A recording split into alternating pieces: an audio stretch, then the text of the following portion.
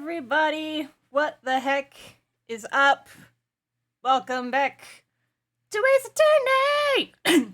Oh, nope, still can't do that. I had a choking fit right before I started this stream. And I am still recovering.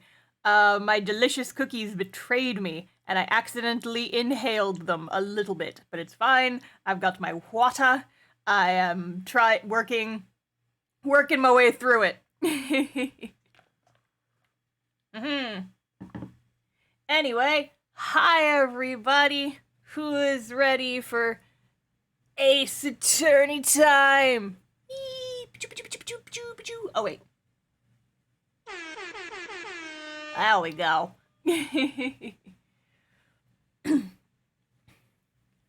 How are you doing? I'm good. Like I said, I have had a weird day. I almost choked on my cookies like 10 minutes ago, and then 2 hours ago, I was hunting through my entire apartment complex because fucking DHL delivered a package with several $100s worth of store merch to the wrong apartment, and it was several $100s of store merch, so I had to go find them, which meant that I had to go up and down like 3 flights of stairs at every single building in my apartment complex until I found my package.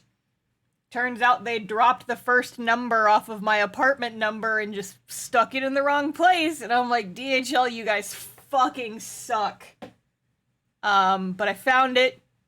And then after running around for an hour in the Texas heat, it's like 90 outside today. I took a freezing cold shower, took my dog out, almost died eating some cookies, and now it's Ace Attorney time! Let's go! I'm excited. I'm hoping that we will finish case 2 today. Let's wrap this shit up. I want to get back to the present day and see what the fuck is happening. Let's fucking go! Oh. Hello, sir. That's quite a way to open the stream. Thank you, Saseki.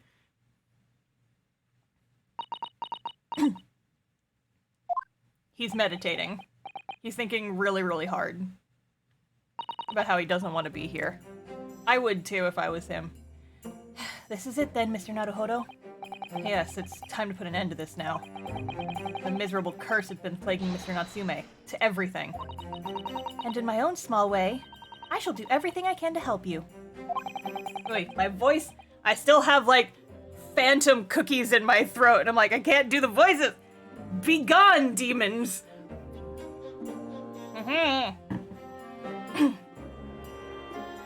I enjoy a sip of my water to banish the demons. I always appreciate your help, Miss Misato. Suffering Soseki selfishly sidelined! Listen, you were over there having a moment. We didn't want to disturb you, bruh. Good morning to you too, Mr. Natsume. Good morning! Good morning, locum student Mr. Naruhodo Esquire! Listen to you two, chatting away happily as if the main player of today's trial isn't here! Why would you do that? Why? Oh dear, he's stuck in caps lock. We didn't mean to cause offense, Mr. Natsume. I thought perhaps that because you had your eyes shut so tightly you were meditating, finding inner calm. It seemed wrong to disturb you. I was waiting! What's the matter, Mr. Natsume? You seem different somehow today. Why, naturally, that's because I've attained spiritual enlightenment. The path of literature, you see, is a journey to discover one's own death. Or such like. That's the sort of morning conversation I was hoping for. That's why I had my eyes shut. I missed the signs, I'm afraid. Somehow. You'll have to forgive me. And you mustn't talk of your path leading you to death, Mr. Natsume. That was just an example! Oh, yes, there it is. Inner calm. You barely came to see me at all yesterday. I was sure you'd abandoned me and returned to our beautiful long-lost homeland. We've not even been in Great Britain a week yet. Yes, well, anyway. I intended to set everything straight in court today. I'm determined to uncover the truth. I've actually reached an important decision myself. Oh? What sort of decision? I shall fill you in after the trial. Alright. It would seem Mr. Sholmes isn't coming today after all. Called it. It's a very clever message, I think. My dear fellows, you must win this battle on your own merits. It's a very clear message, I think. That he's overslept again. Yeah, that's what I was gonna say too. Motherfucker's just having a nap. The great detective, my arch nemesis. Long may he stay away, if you ask me. Defendant and your legal representative. The trial is about to begin. Make your way to the courtroom immediately. Today, once again, we face the Reaper. And when the Reaper stands for the prosecution, the defendant's fate is sealed. But I don't believe in that legend any more than I believe in Soseki-san's curse. Truth is hidden here somewhere, and I won't let it escape me. I have to keep believing in my client and keep fighting to the very end. That's all. Let's fucking go! I'm gonna take another sip of my water!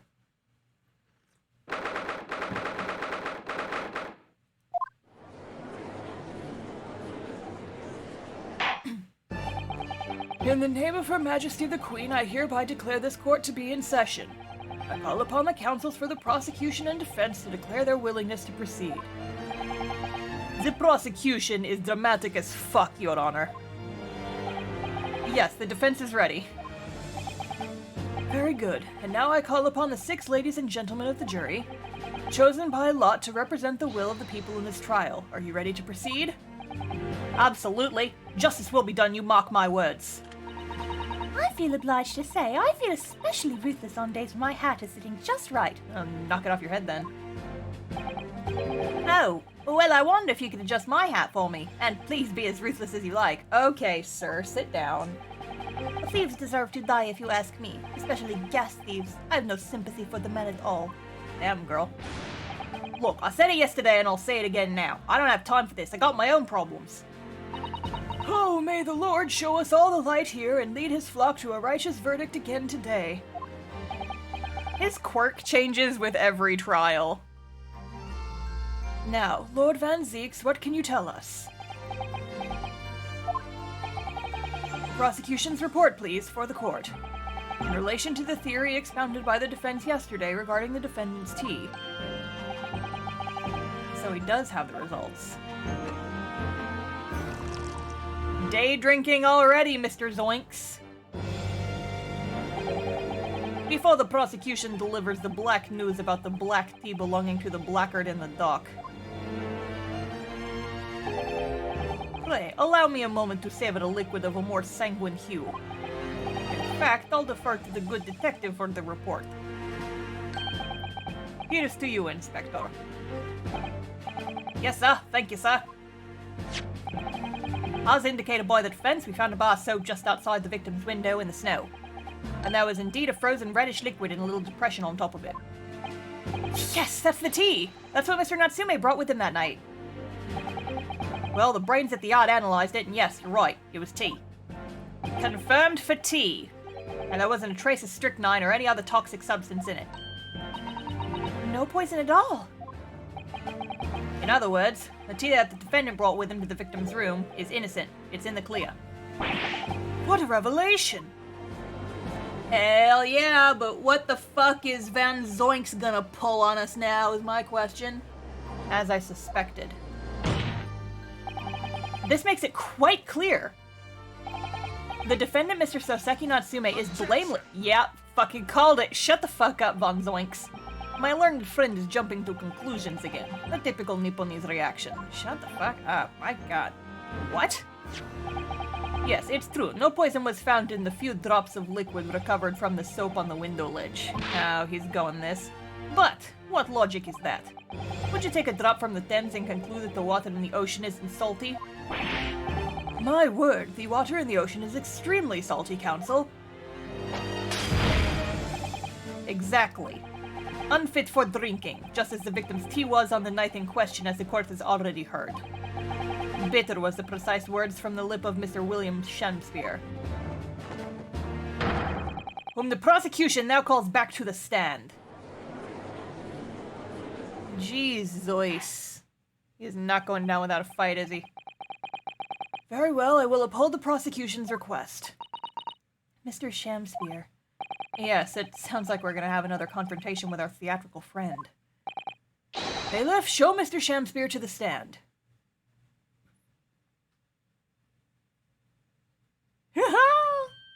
Really get to do this Ponce's voice again. It's actually kind of fun. I enjoy doing the wackier voices that don't make me do like an actual accent. Mr. William Shamspear, the victim of this despicable crime. Oh heaven, oh hell, do you command me to remember? Forsooth, 'twas I, Shamspear, did have a belly full of the foul liquid given in mine innocence. Yes, but as wrong accent. But as was revealed in yesterday's proceedings, the witness is not as innocent as we had perhaps first been led to believe. By using bars of soap such as this, he has been stealing gas from the supply company, yes. One may smile and be a villain. Forsooth, 'twas I, Shamspear, did have a roomful of the sweet fuel given. That's right, fellow jurors, don't forget this man's a rotten thief. I haven't forgotten. Kept all that about the ice coins a tidy secret, did you? You should have owned up sooner. Arrest him, I say. Arrest him at once, and let him feel the sting of in my tail. Oh, indeed, by dint of vile and cowardly means have I been plotted. To further mine own ends, I confess. Thou wouldst not pardon my sins, of that I am sure. If you acknowledge your wrongdoing, what exactly are you doing here? The cowards die many times before their deaths. As for cowards such as I, death be well deserved. But would it that a greater crime passeth unpunished? For lo, the hairy-faced gentleman of farther east than Verona did contrive to poison me. Objection! But there was no poison in the tea found in your room. The police have attested to that. What the defense would assert is an inconsistency will quickly be cleared up by the witness's testimony. Is that not so, Mr. Shamspear? Verily, my liege, I would most gladly speak. Very well, let the witness testify to explain this inconsistency. Tell the court why it is that poison apparently entered your body, though none was found in the tea. Fess up, motherfucker. The Japanese man did come to my chamber with tea brewed in a pot. 'Twas in my cup alone that the wicked miscreant secretly poured his wicked poison. Whilst feigning distraction in our debate, ne'er did a drop of his own drink pass his lips. When he departed by and by, I did use that tea that remained in his cup to make my coins of ice. Thus 'tis did you guys hear that little trill in the music? It may have been too quiet, but I definitely heard it. Thus 'tis no surprise that poison be not found in the tea I did pour into the molds of soap. Okay. Question, though. Teacups. Mr. Natsume's didn't have a stain. His did, which means he drank it slower. We got the shit in the bag. The poison was slipped into the cup after the tea had been poured. The normal way for poison to be administered, in my experience. Quite. Otherwise, it would be disastrous if the poisoner were to mix the cups, for instance. Unless they'd spent several years building up an immunity to strychnine. But no poison bottle was found at the scene. Because, quite simply, the Nipponese took the bottle back to his own room. The absence of a vessel containing the poison only becomes problematic when considering suicide. Ugh, I knew that. Well, if that's the case, then why didn't the police fucking examine his room and look for it? If he was under that much suspicion. Fuck! By now it should be perfectly clear. A bar or two of cheap soap is wholly insufficient to wash the deep stains of guilt from the accused's hands. Ugh. Sirs, madams, 'tis true that I, Shamspear, be a common thief of gas. But, listen here, ladies and gentlemen. Let me just unbend this shit real quick. Wherefore would I lie? Verily, I have no cause. I have naught to lose. I do declare. Thank you for your testimony, witness. Counsel, proceed with the cross-examination.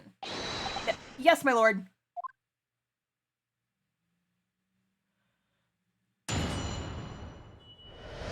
Cross-examine your stupid face.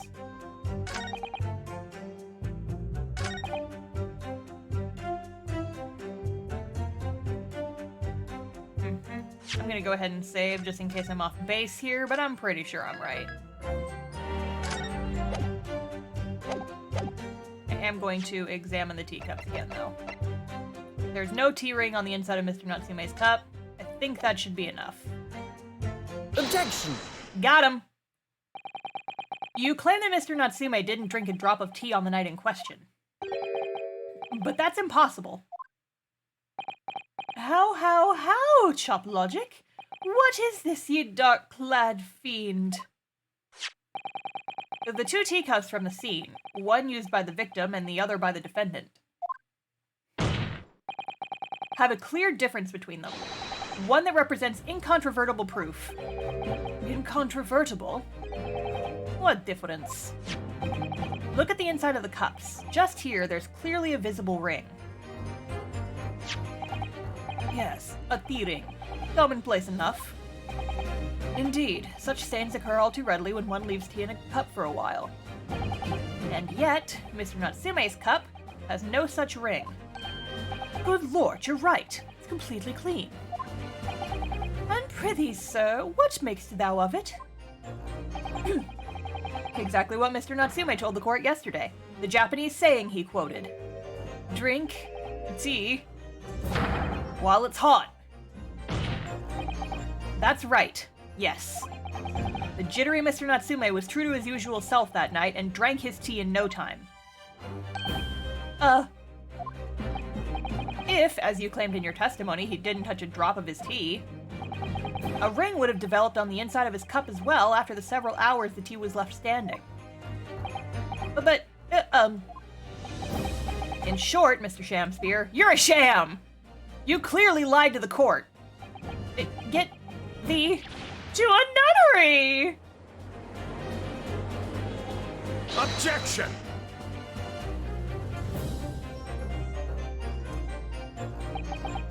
As a rule, I filled my hallowed chalice up to 7 times during any one trial. 7, huh? 7 times? 7 glasses of... Fucking... Hello, Godot Volume 2? Sir? If you don't get that, don't worry about it. If you don't... Most of those got thrown. Yes! It's very reminiscent of another prosecutor, isn't it? I wonder who this putz reminds me of. I wonder! If anyone has played the original Ace Attorney, you know exactly what I'm talking about. Ha! Ever waste his coffee that frequently? Not nearly that frequently, no. It's probably nice coffee, but still. You might want to keep that information to yourself. Yet on occasion, tedium distracts me and I pour more times than I intended until the bottle is dry. Your drinking habits are fascinating, but irrelevant. On the contrary, they illustrate the fickleness of human memory. To William Shamspear. Yes, my liege. Though you previously stated that you made the coins of ice from the leftover tea in the accused cup, would it be that you were perhaps mistaken? Could it be that, yes, perhaps there was some tea remaining in this small teapot left at the scene? Was there a teapot left at the scene? A fact that had vanished from your memory until now.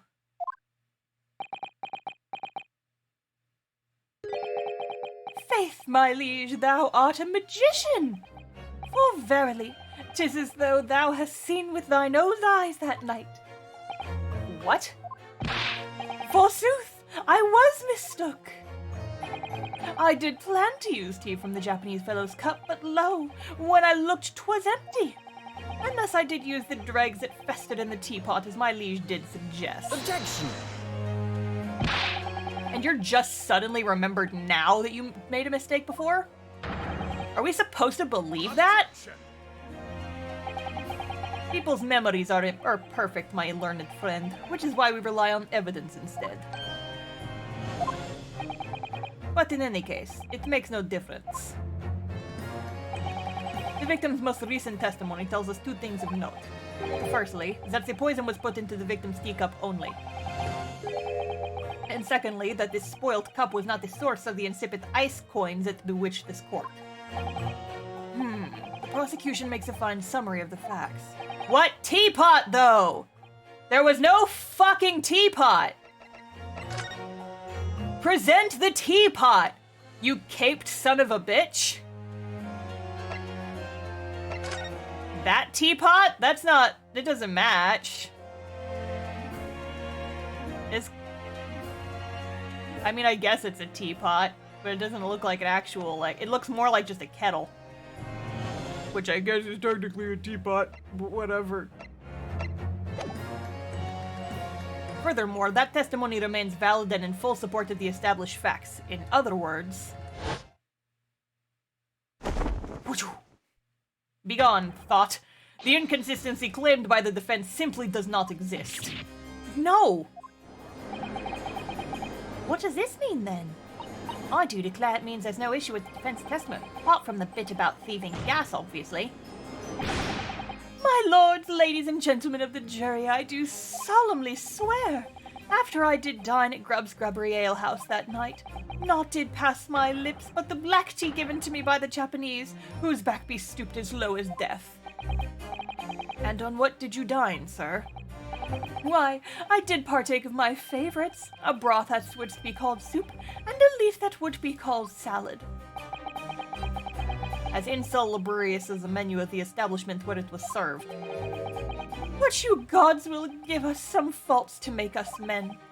Willingly would I suffer what punishment 'tis seen fit to serve a wicked thief of gas, but I pray ye wise and noble fellows ne'er forget the simple truth. That be one thing, and this be another.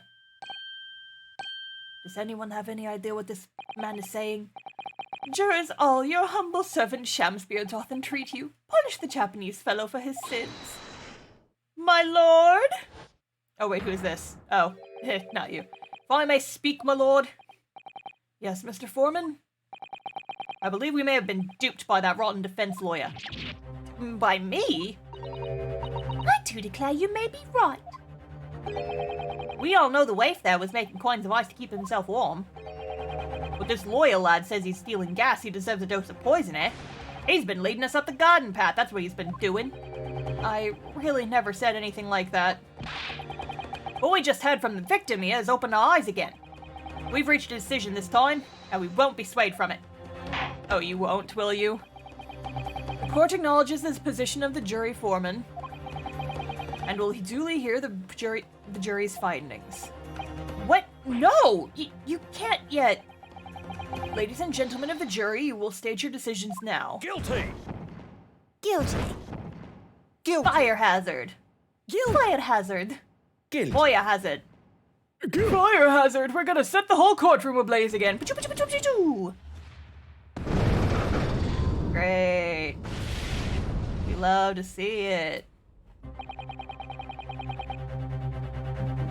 I hereby declare the jury to be in one accord. There it is. Oh, happy day! How is this happening? Oh, my lord, the defense asserts its right to carry out a summation examination. Very well, the court upholds the defense's right. Typical. My learned friend is unable to accept the obvious truth. This trial will therefore enter its second summation examination immediately. Jurors, the court calls upon each of you to state the grounds upon which you find the defendant guilty of the crime of which he is charged. Let's fucking go. I know, the poor boy has been in England for less than a week, and he has been put through so much. I'm a man of logic, me, and having considered all the evidence, the defendant must be logically be guilty. I too agree the gas is far too expensive. I can quite understand why the man would want to avoid paying. The stuff explodes and it can poison you. It's absolutely lethal, gas is. Gas doesn't come for free. It costs a fortune to deliver it around the city and maintain the pipes. Truth be told, the tea my wife says that for me is a little sketchy at times. If nothing else passed the victim's lips that night, there's no other explanation, is there?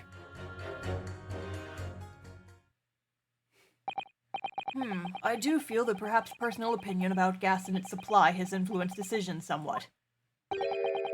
But never mind. And no, you really should mind. The truth is, our counter-argument wasn't as unassailable as we'd hoped. Mr. Shamspeare was poisoned. There can be no doubt of that. Then how are we supposed to turn this around? I think we need to establish the method by which Mr. Shamspeare was actually poisoned. Our only hope is to demonstrate that to the court incontrovertibly.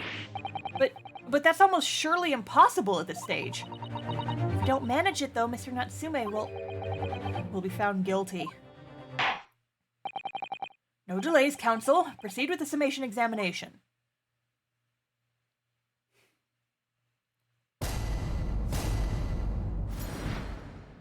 No, she's just in the background. Hold it! All the evidence, you say? That's right. And there's no room for doubt. It's all pointing at that Japanese man with the big mustache. There's the Englishman with the bigger mustache. Which means we need to show the man some new evidence to make him change his mind. If only we had that kind of evidence. Don't worry, the summation examination is barely started, really. Perhaps there'll be a shift in the situation that shows an existing piece of evidence in a new light. Let's hope so. To start with, though, I need to find some way out of this deadlock. Hold it! This isn't the time or the place to be discussing the price of gas, madam. What, really? Think of the injustice! Air is gas and air is free! Why should Altamont gas cost money? It makes my blood boil! I can't help feel myself becoming more ruthless than ever! This isn't the time or the place to be ruthless either.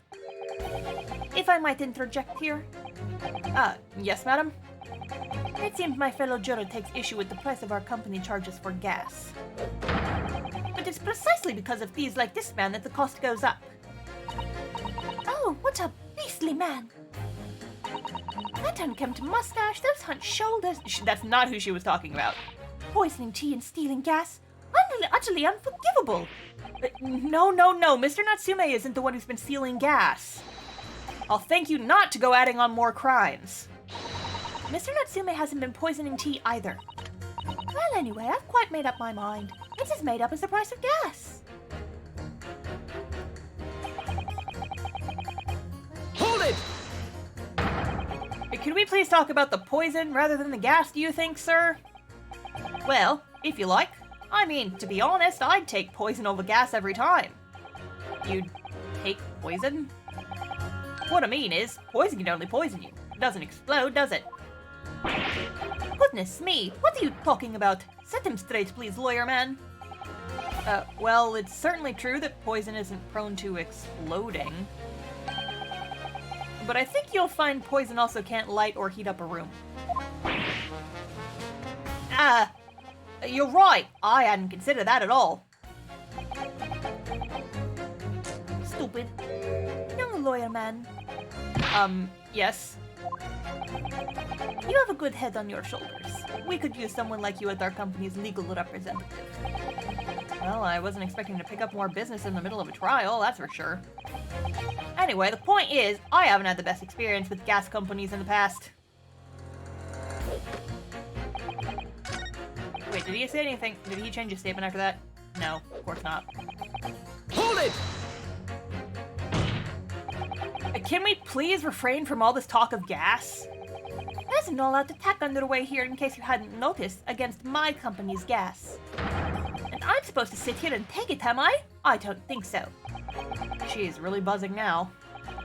All I've heard about our wonderful fuel is explosions and poisonings. What about electricity, What about getting electrocuted? What about that? A little explosion hidden there is nothing in comparison. Any explosion could hardly be described as nothing, madam. Nevertheless, the theft of your gas is deplorable.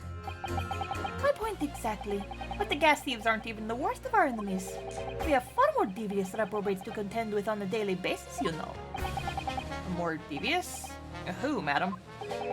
Other gas companies, of course.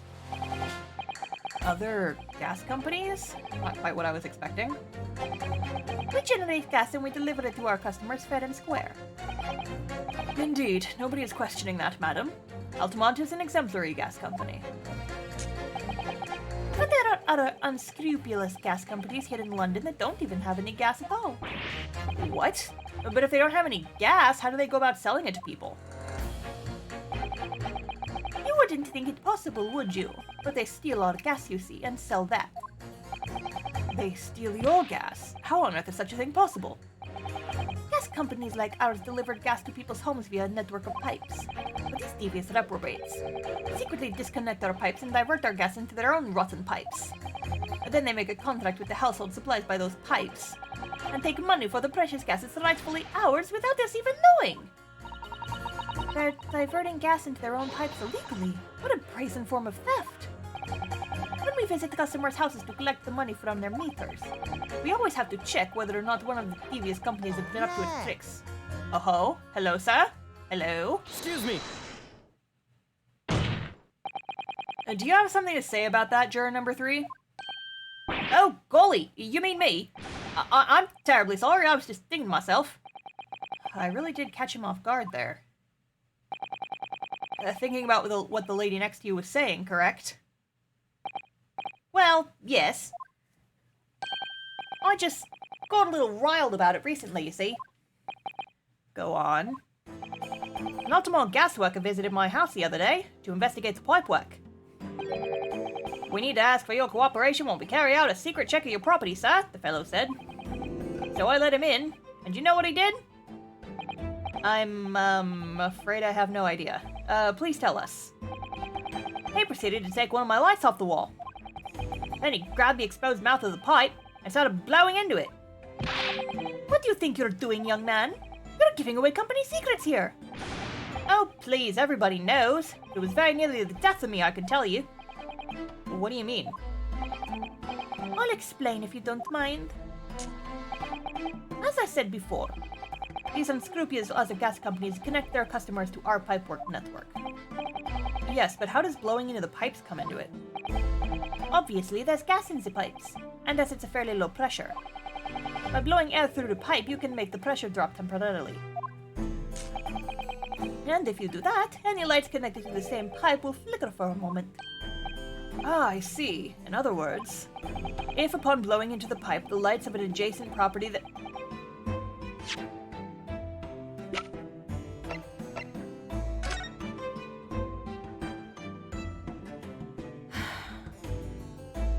The handprints on the wall, right next to a gas lamp, suddenly make sense. He was blowing into the pipe for some reason. We don't know exactly why, but that is clearly what he... Other than the fact that the jury is already gaslighting... Exactly. If upon blowing into the pipe, the lights of an adjacent property that has no contract with your company flicker, you can know that these devious scoundrels have been meddling with the pipes. Exactly, my lord. That's it in a nutshell. It's the reason why we have teams of workers going around neighborhoods to investigate which lights flicker. The trouble is, the particular worker who came to my house didn't know the strength of his own breath. He blew down the pipe with all his might, and you can guess what happened, can't you? Well, if he blew hard, then... Wait, you mean... That's right. The lights didn't just flicker, they went out, along with the stove. Gas started pouring into the house. What a disaster. The gas supply must have been interrupted briefly because the man blew too hard till the flames went out. I'm afraid And that's fucking why Natsume's stove keeps going out. Because he's doing that for some reason. Because Natsume's been saying this whole time, like, his gas stove keeps going out. Like, in the middle of the night, for no reason. That's the reason. Because what's-his-fuck court jester in the corner keeps blowing on the gas lamps for some reason. It's putting out all the lights in the rest of the house. I'm afraid I yelled at the fellow. What are you trying to kill us all, I said? So by disconnecting the lamp and blowing into the exposed gas pipe, it's possible to extinguish lamps and stoves connected to the same network of pipes. And then when the gas starts flowing again, it just silently seeps into the room. Mr. Naruhodo, I think perhaps... Yes, this is almost certainly the clue that we've been hoping for. Juror number 3, the defense requests that you amend your statement to include that information. Oh, well, if you like, I don't mind. Yeah, I think that means he did kill the other guy. Oh, shit, I went too far. History. Well, I do. That's our company's secret method of identifying the rogues that try to diddle us. Please don't talk about your diddling, in court, ma'am. Like I said, madam, it's widely known already. Hey, hang on.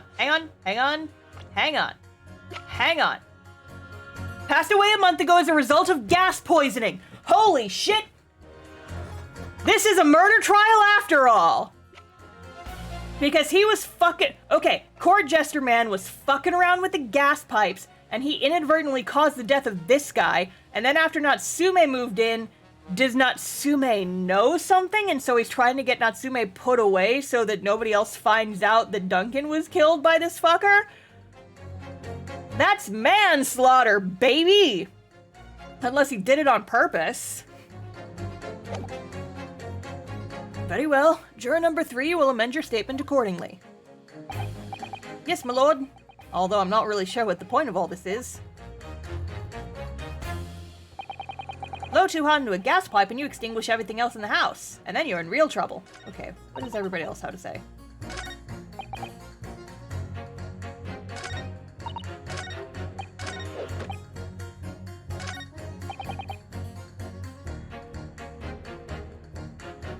Okay, oh, wrong button. Hold it! Technically, we're not here for murder, but I have a feeling by the end of this trial we will be. Do you mean it's poisoned? That's right. It happened a tidy few times now. This is most troubling indeed. It's always days like this one when I don't get any wages. I get in at tea time, see? And I see her doing it, a wife. She gets that devilish look on her face. And she slips some white powder into my cup. And you drink it anyway? I was brought up proper, I was. Someone gives you a cuppa, you drink it. And what happened to you? What did it taste like? God awful, believe you me. Salty as hell. So she put salt in your tea.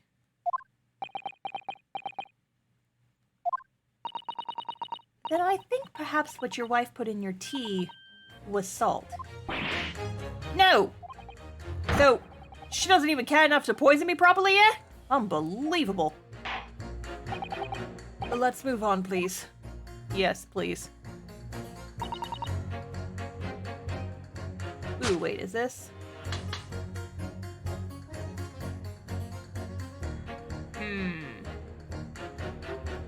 Well, I'll go ahead and press him first. See if we can't get anything out of this guy. Does that mean that if the victim could be shown to have ingested something else, you change your leaning? Sorry, what's that now? Oh, I was just saying if the victim did actually eat or drink something else on the night. What's the matter with you? Sorry? I said, if nothing else passed the victim's lips that night, there's no other explanation, is there? Have you been listening to me at all? I feel there's an English expression about a pot and a kettle that's appropriate here. Compared to the other jurors who don't even appear to have anything to say about the case at all, it would seem that this elderly gentleman has been listening to the proceedings far more intently. I suppose. Trouble is... Guess selective hearing?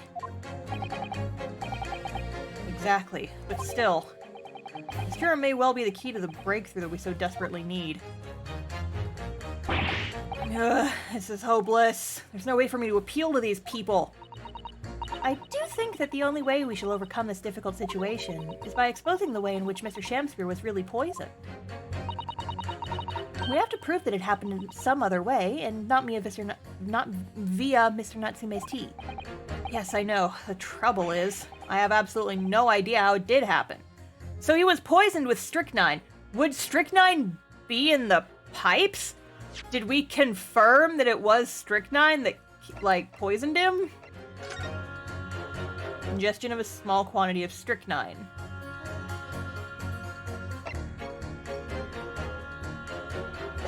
Is strychnine in gas?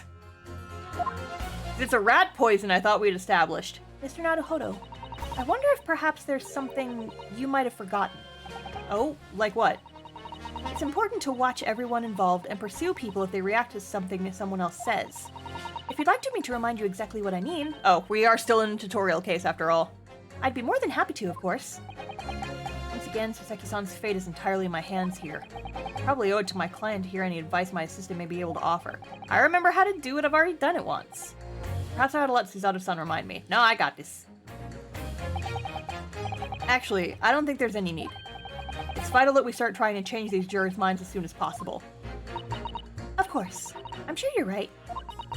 But if you decide you would like your memory refreshed, you need only ask, Mr. Naruhodo. Alright, I just realized we didn't press him after his statement changed.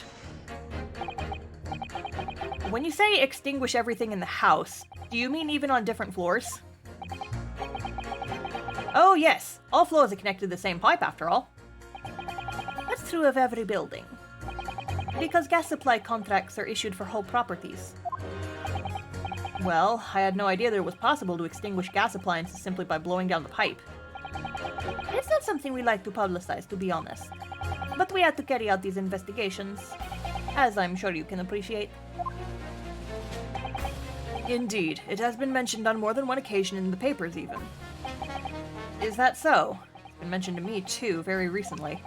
An incident involving a gas stove going out inexplicably, almost leading to someone's death. Mr. Naruhodo, I think perhaps... Yes, it's finally starting to fall into place. The secret link that joins all these strange occurrences. Alright. I'm gonna go ahead and save now that we've pressed everything, before I start pointing fingers. Chris Electron, thank you for the follow. Welcome to the stream squad. Okay, what did first asshole say?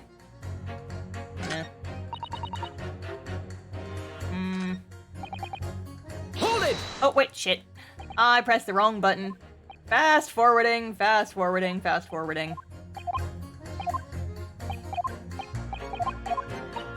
We've already did this. Okay. Okay. Now, I have a feeling we have to do this dude and someone else.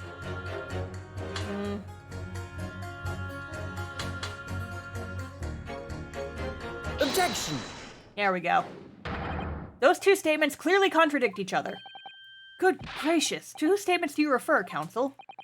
Juror number 6, did you hear what juror number 3 just said? What? Yes, of course. I heard him mumbling something about something or other. Look at him walking around. Look at him walking around. Look at that fucking... Oh yeah, boy with that hip.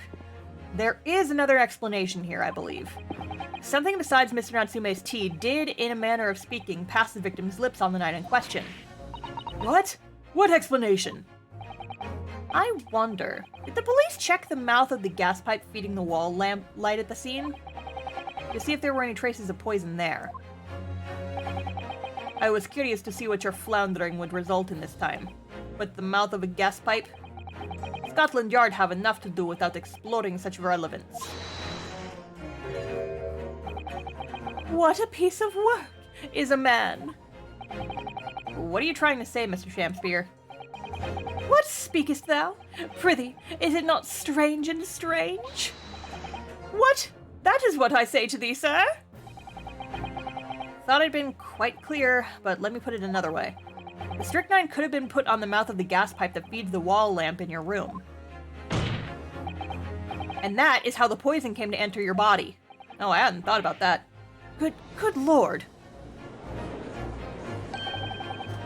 Are they tasty then, gas pipes? Is that what he's saying? Booty Sniffer 314, thank you for the follow. Welcome to the stream squad. Fun username. Was a gentleman suggesting that the poor man was so desperately hungry he tried to fill his belly with gas?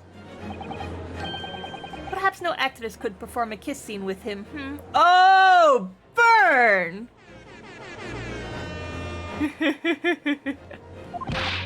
For shame, madam, speaking thy fancy. I assure you I'm not such a buffoon that I have to kiss pipes. Objection. Prove it! What is a booty really but a gas pipe? Holy shit, y'all! Come on! This is no summation examination, this is a farce. The prosecution will not stand for any more of my learned Nipponese friend's conjecture. I'm going to sit down. Yeah.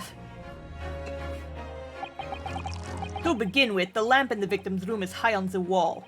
In order to have placed his lips to the pipe that feeds it, he would have to be a contortionist. These are empty assertions.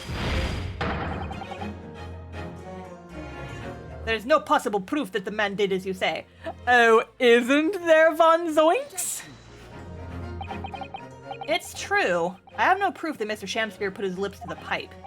However, I can say with some certainty that on multiple occasions, Mr. Shamspeare has been doing something in front of his lamp on that lamp on his wall. And I have evidence to prove it. Ugh. Alright, you've got our attention, lad. I'd like to see how you could be so sure of yourself. So would I! Let's see this evidence then. Now that I've got the jury's ear, I need to make this opportunity count. This is the proof that time and time again, Mr. Shamspeare stood in front of his gas lamp. And y'all, I will admit, if it wasn't so high on the wall, there could be some other stuff that were caused by those handprints. Anyway, look at this photograph. What the? These are, wait, what are they called? Yes, skin prints that were found at the scene. Skin prints, counsel? I've never heard of such things. The Justice Ministry is currently assessing whether or not to permit fingerprints as evidence in court, however. My lord, this is an exciting new forensic technique developed by the great detective Mr. Herlock Sholmes. It reveals all the places that Mr. Shamspeare touched in his room. Oh, I've never seen anything like it. I mean, that's black magic, isn't it? Well, if anyone could invent something like this, it's that great Sholmes fellow, that's for sure. I agree. This month's collection edition of Engineering Thumbs was quite fascinating. We found skin prints in many places that you would expect. On the table, on the costumes. However, Mr. Shamspeare also appears to have been touching some very unexpected places in his room. For example, here. Around the hanging picture there, indeed, multiple handprints appear to be visible. Well, I wonder, would he have been appreciating the artwork, perhaps? At first, my colleagues and I thought the same. However, imagine standing with your hands where those prints are, and you would find yourself directly in front of... Ah! I don't believe it. The gas lamp. Though the reason why isn't immediately obvious, it's clear that Mr. Shamspeare has regularly been standing with his hands to the wall in front of that lamp. He's a Mothman. Roy, what have you been up to, you nut? I'd ask the court to recall juror number 4's earlier statement. Me? What did I say? You said that blowing into a gas pipe would make the lights in the entire building flicker. And now, if you'll recall juror number 3's statement... What? Me now? When the gas worker who visited his home blew with too much force into the pipe, it caused all the lights in the gas stove to go out, and gas to start leaking into the rooms. Obviously, that incident was an accident. However, the simple fact is... Okay, well, thank you for hanging out. I hope you had a good time. Enjoy your other streams. Yeehaw. Hold on. If Mr. Shamspeare were to have blown hard into the gas pipe here in his room, he could have extinguished every other light and gas stove in the building at will. Crikey! Now, are you suggesting that this man purposefully caused the gas to... Objection!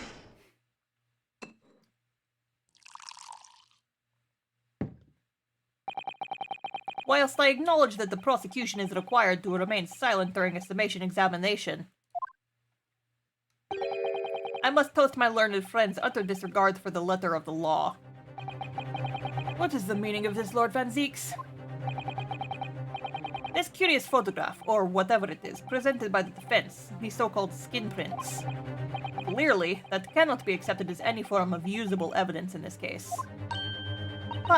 But it's an exciting new forensic technique, developed by a great detective! It's nothing.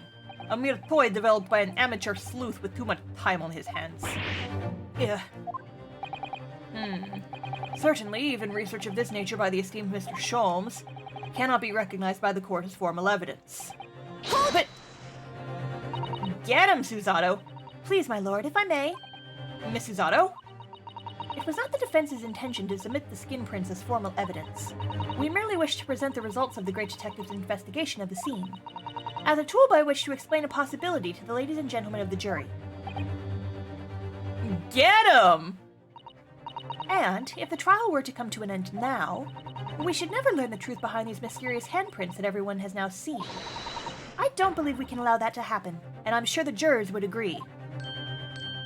Damn, girl, get him! You're right! Whether these strange handprints are a significant clue or not, it's down to us to decide. Juror number 3? Oh yes, I do declare the great detective's investigation sounds absolutely fascinating. I want to hear what the shady actor fellow has to say about these shady handprints. Get him! Get him! What's the matter with you two? That was foolhardy. Well, I did say it, didn't I? And I don't like to break a promise. Now, wait! You heard his lordship! It's not fad dinkum evidence! I don't give a tit! Goodbye!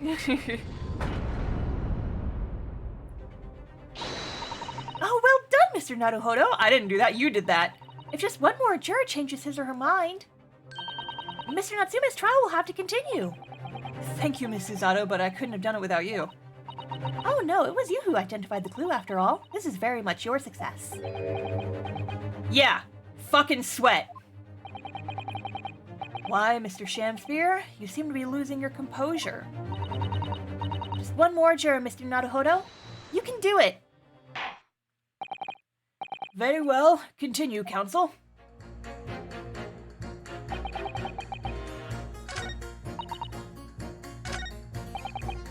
Alright.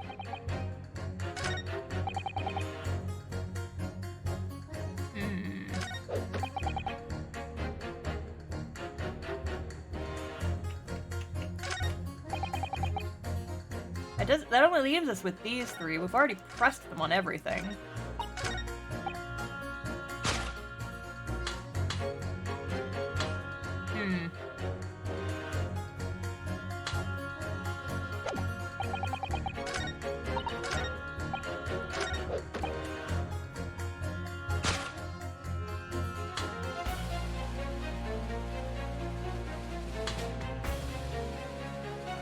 Yeah, I might just press them again, see if they say anything different. Hold it!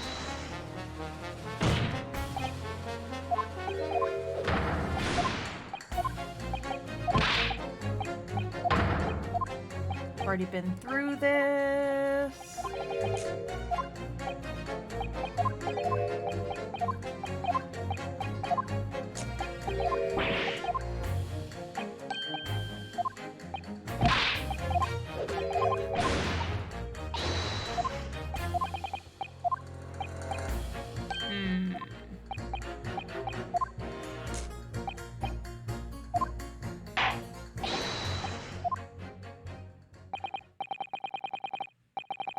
Clearly, this is a very involved subject, but I feel we have digressed rather too much already. I concur. Though my learned friend wishes to become an expert in gas, I believe the subject will suit him well. Do your new career in nothingness.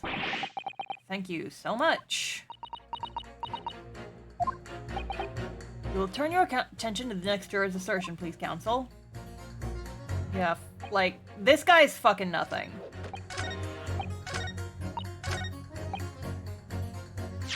Having considering all the evidence. Well, you haven't considered all the evidence, I guess. I'm gonna just save real quick. Just low-key do a quick little save. Just low-key do a quick little save.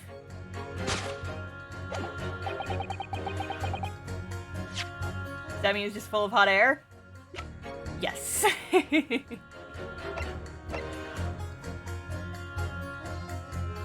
Oh, can I not present shit?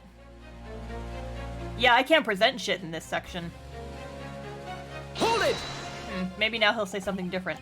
All the evidence, you say?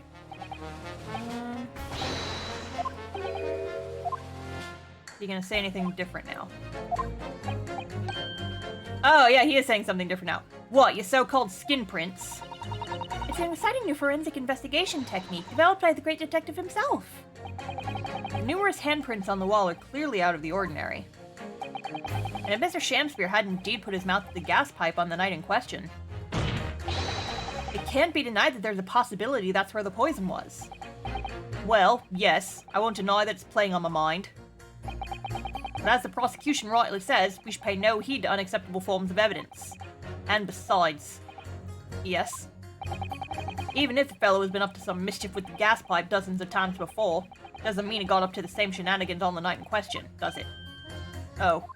You can't make your case better than that. I'm afraid I can't change my stance. You do make a very valid point, sir. What? That's true. Perhaps I was a little hasty. No, you weren't. No, you weren't. No, wait. Look, you've got your chance here, haven't you? So it's time to prove your theory.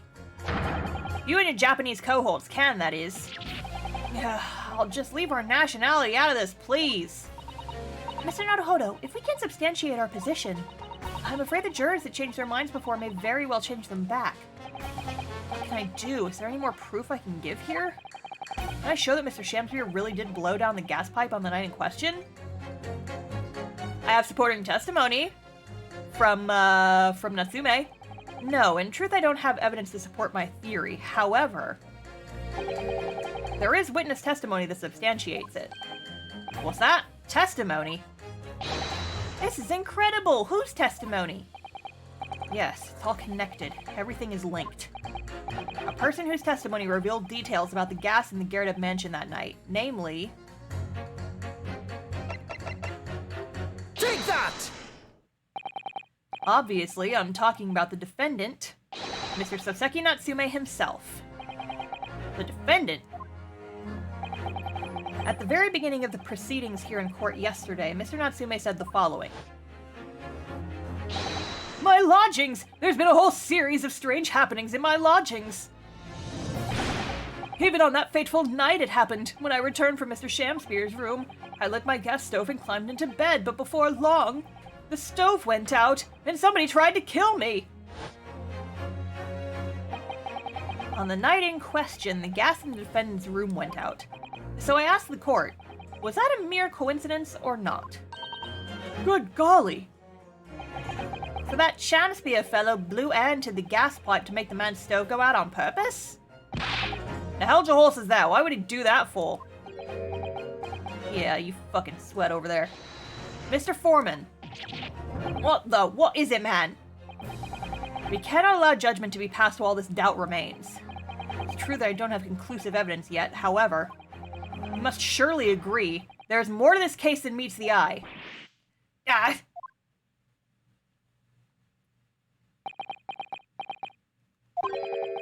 Fair enough. Like I said at the outset, I'm a man of logic, first and foremost. Yeet. Yeah, baby. That's 4 jurors leaning towards not guilty, my lord. We've overturned the decision. Therefore, the defense calls for the trial to continue. Get him, my son. As the defense has rightfully indicated, The summation examination is concluded with the majority of jurors altering their decisions.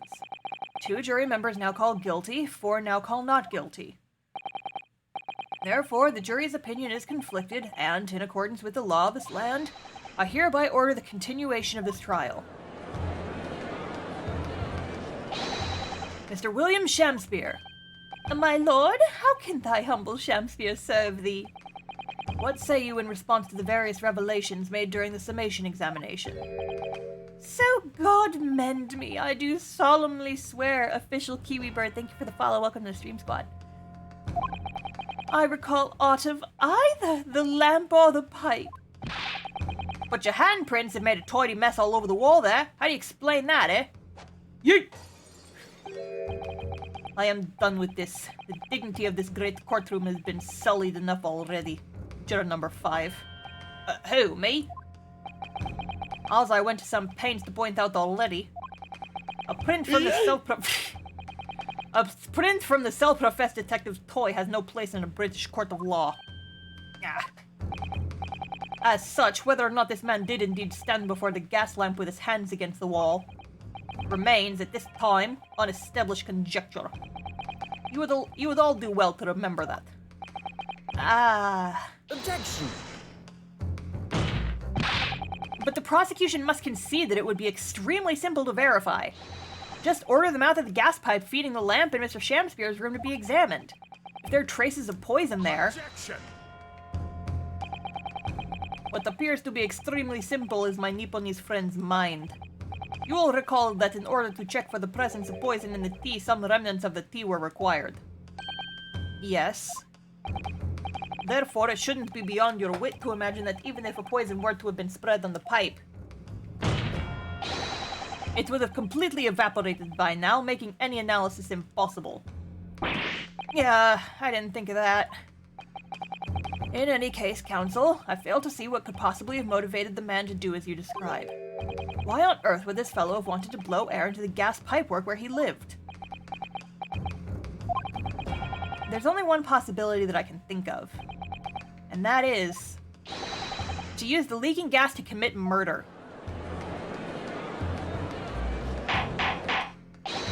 Order! Order! Counsel! Precisely whose life do you propose this man was plotting to end? Answer couldn't be simpler. Now we've unraveled the mystery this far. Mr. Shamspeare wanted the end of the life of Natsume. If a gas lamp were to go out, it would be noticed immediately, of course. But a gas stove, on the other hand, could be silently extinguished by the killer without anyone noticing. I live around these parts myself, so I know what it's like. I can tell you, trying to sleep without the stove lid is pretty much suicide. You'd freeze to death in no time. Mr. Garrett, the landlord, has a large fireplace in his part of the residence on the top floor.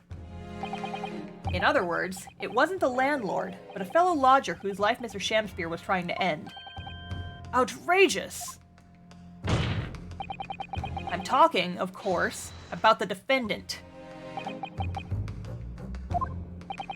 Mr. Natsume isn't the villain in this case. He's the victim this man was trying to murder.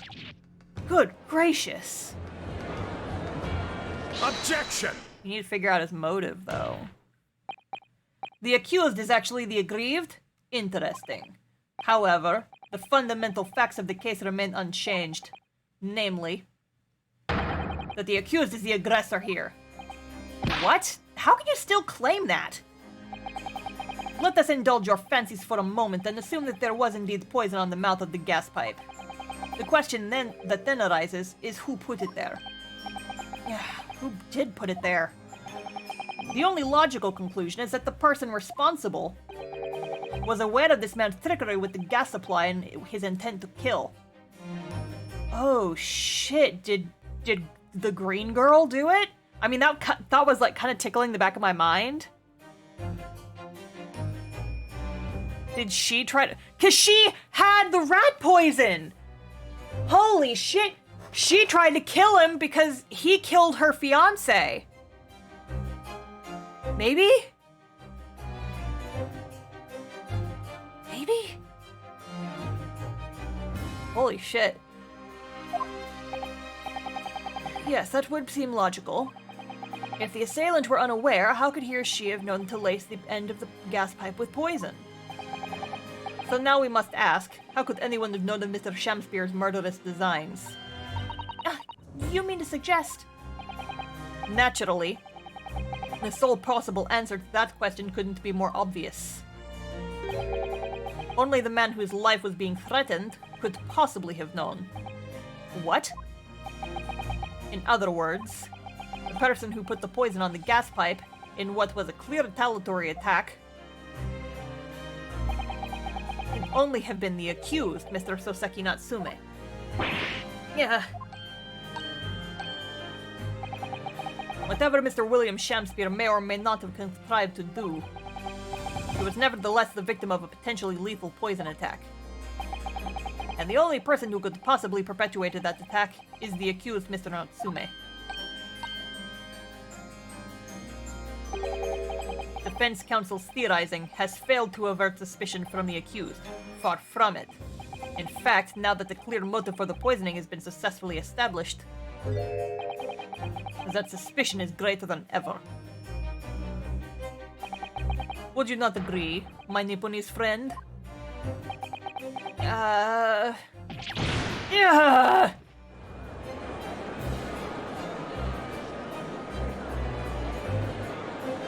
Yeah, this is going well. Now he's suddenly on board with poison on the gas pipe. Well, yeah, if it suits his narrative, sure. How did he manage to turn that around on me so rapidly? Mr. Naruhodo, you must respond. Otherwise, the members of the jury may very well change their leanings against us again. And this may be our last chance to gain the advantage. Ugh. What advantage? Well, it would seem that somebody put poison on the gas pipe in Mr. Shamspear's room. So we must name that person now and absolve Mr. Natsume of guilt. You mean name the true culprit?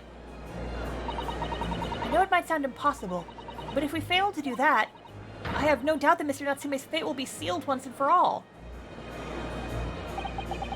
As it happens, one possible culprit does come to mind. Oh no! The evidence, the poison, it's all pointing to one particular person now. The prosecution calls for the jury to consider their leanings again. I trust you'll make the correct choice this time, Mr. Foreman. Huh? What? Oh, don't you worry, we know exactly what...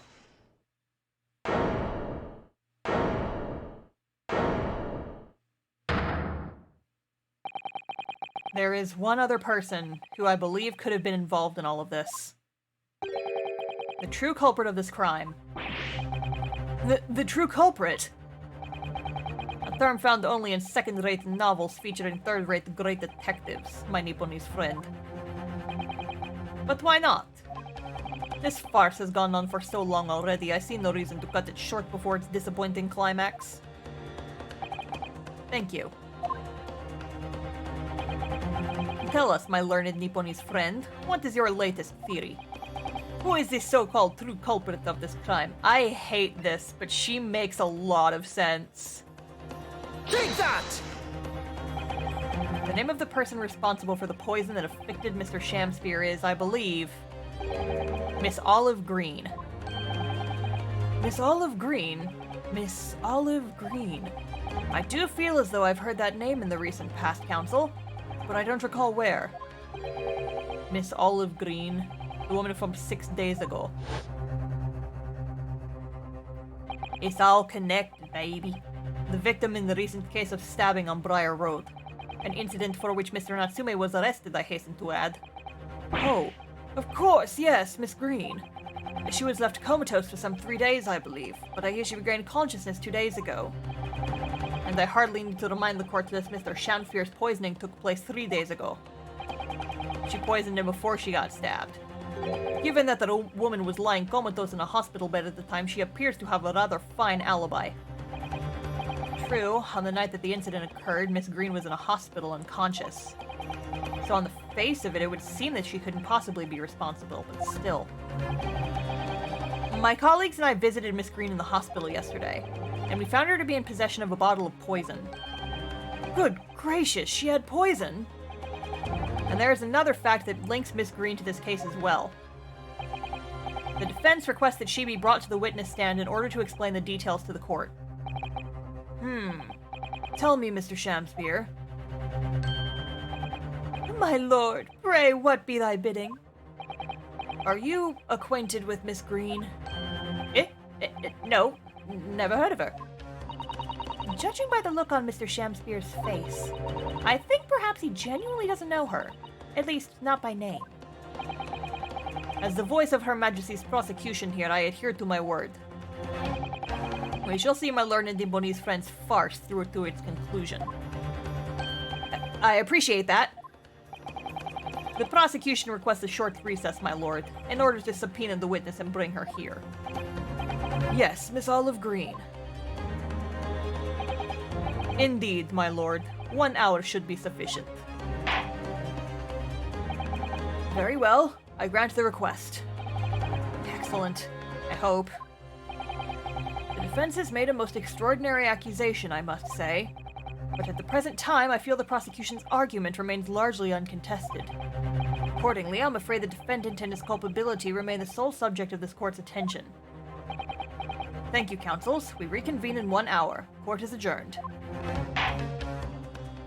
Let's fucking go.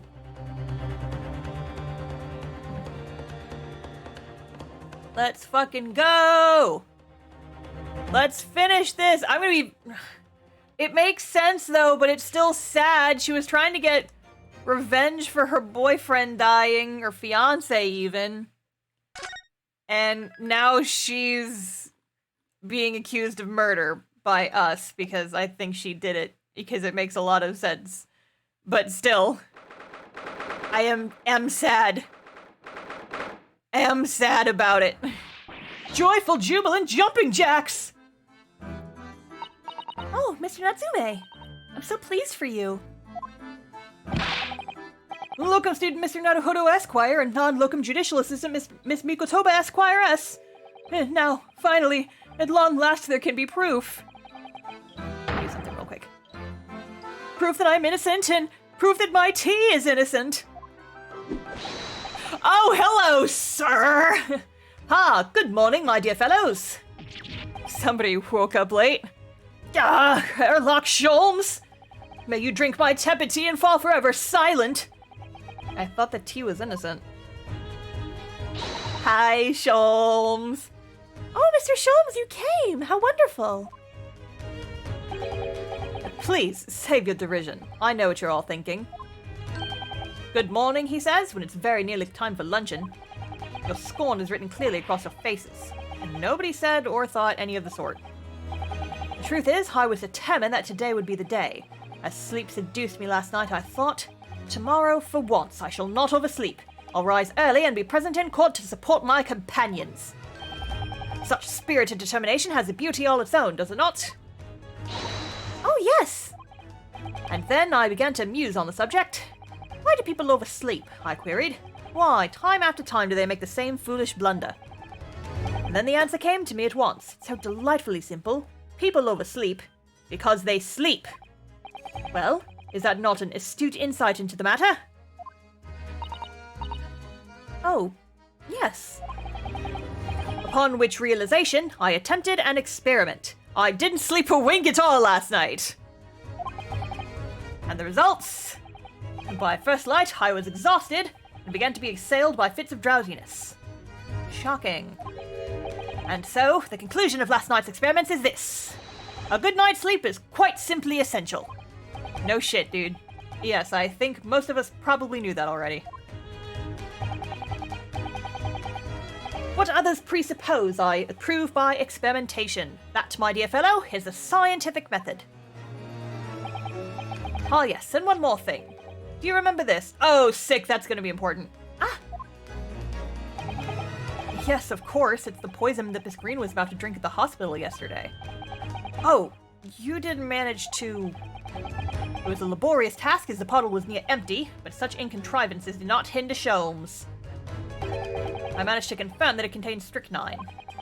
So I was right. Perhaps, though of course such circumstantial evidence doesn't prove Miss Green's guilt. I shall leave the bottle in your care now, but licking the inside of the neck is not recommended. Yeah, no shit, dude.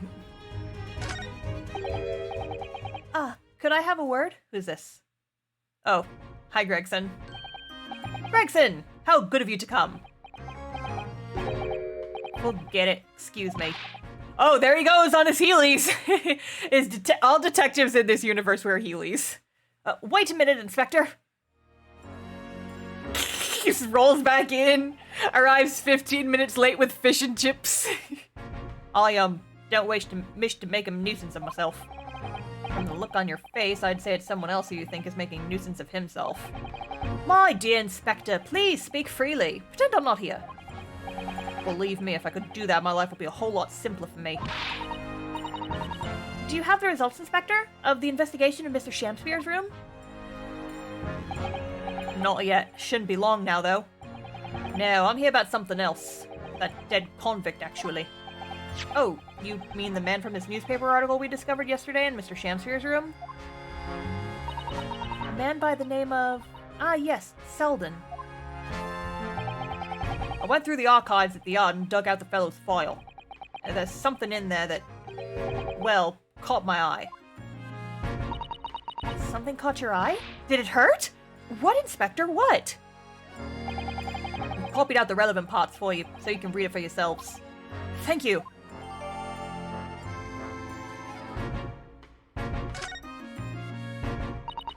These documents. Let's fucking read them.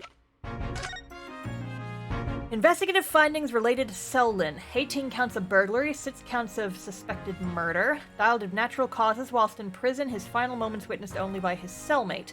The estimated 1,000 pounds worth of loot he stole remains unrecovered.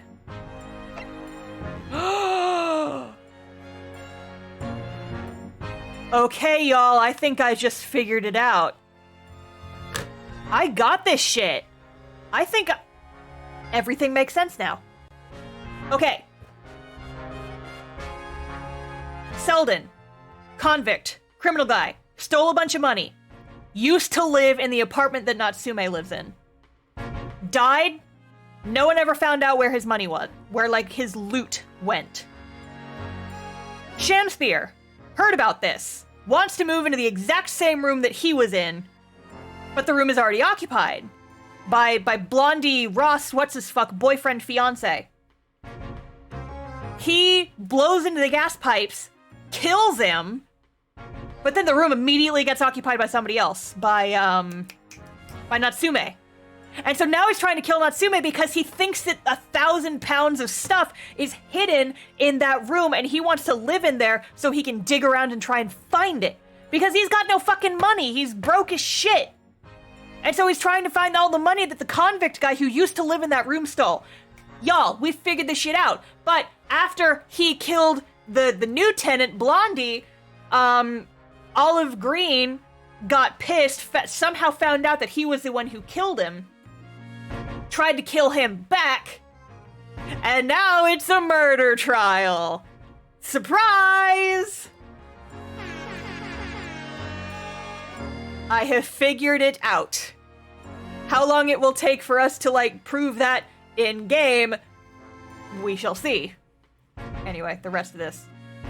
Condemned criminal dies of natural causes in prison. Manchester Strangeways Prison announced the death of convicted murderer and burglar Selden by natural causes in the early hours this morning. He'd been suffering with fever since the end of October.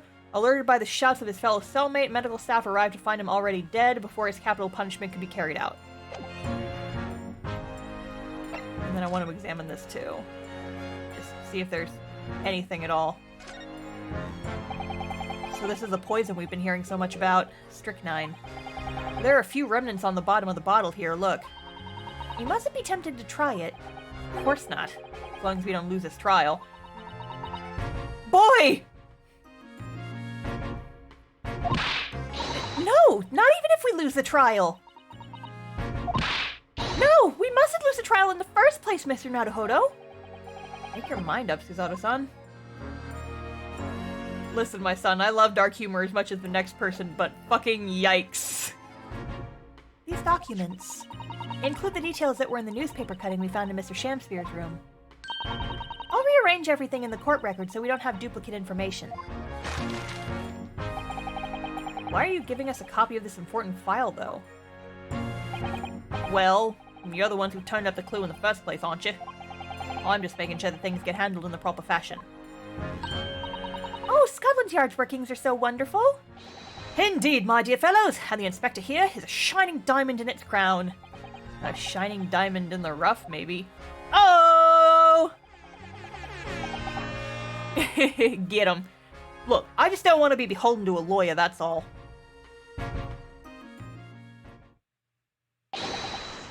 Counsel for the defense and the defendant. Court proceedings are about to resume. Make your way to the courtroom at once. Well, I shall leave you then. I'll be listening with interest from the public gallery. Not nodding off at all. Certainly not. Thank you, Mr. Sholmes. I'm rather tired of seeing Mr. Mustache in floods of tears personally, so... best of luck to you. Look up, student Mr. Nodohodo Esquire! Yes, Mr. Natsume? It's time, isn't it? Yes, this is it. Miss Olive Green and Mr. William Shamspeare. This is gonna be the final battle. I won't really have saved Soseki-san until I've exposed the whole truth of everything that's been going on. It's all coming to a head now. You can do it, Rinosuke. You have to.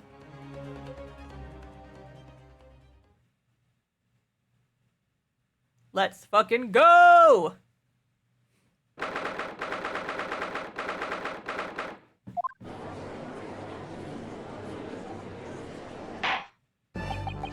In the name of Her Majesty the Queen, I hereby declare this court to be in session again now. Before the recess, we heard a most startling accusation from the defense. Namely, that the victim of this case we heard here only a few days ago is the true perpetrator of this incident. A reckless, rash, and prejudiced charge of wrongdoing in my opinion, my lord. However, the prosecution has tried to extend every courtesy to this amateur newcomer from dubious eastern shores. Thank you, I think, for that backhanded consideration. A rather cold assessment from the Honourable British Prosecutor, I must say. That's not your voice! A rather cold assessment from the Honourable British Prosecutor, I must say. So, Lord Van Zeeks, is the new witness present and ready to take the stand? Ready and waiting in the witness's antechamber, my lord. Very well. Bailiff, bring the witnesses in.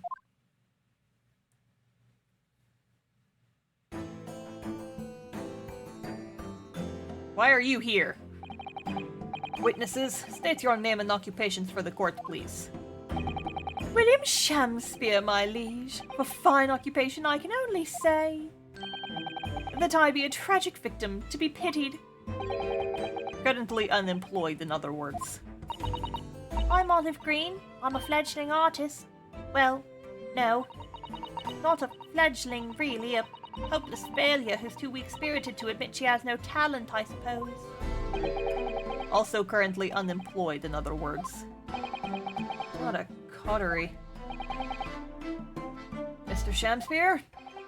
My lord, I am thy humble servant. I am afraid that you are no longer merely the victim in this affair. The possibility has been raised that you are in fact the assailant intent on taking the life of your fellow lodger. The part you have played in this whole business will be thoroughly scrutinized, I assure you. I would for naught else, my lord.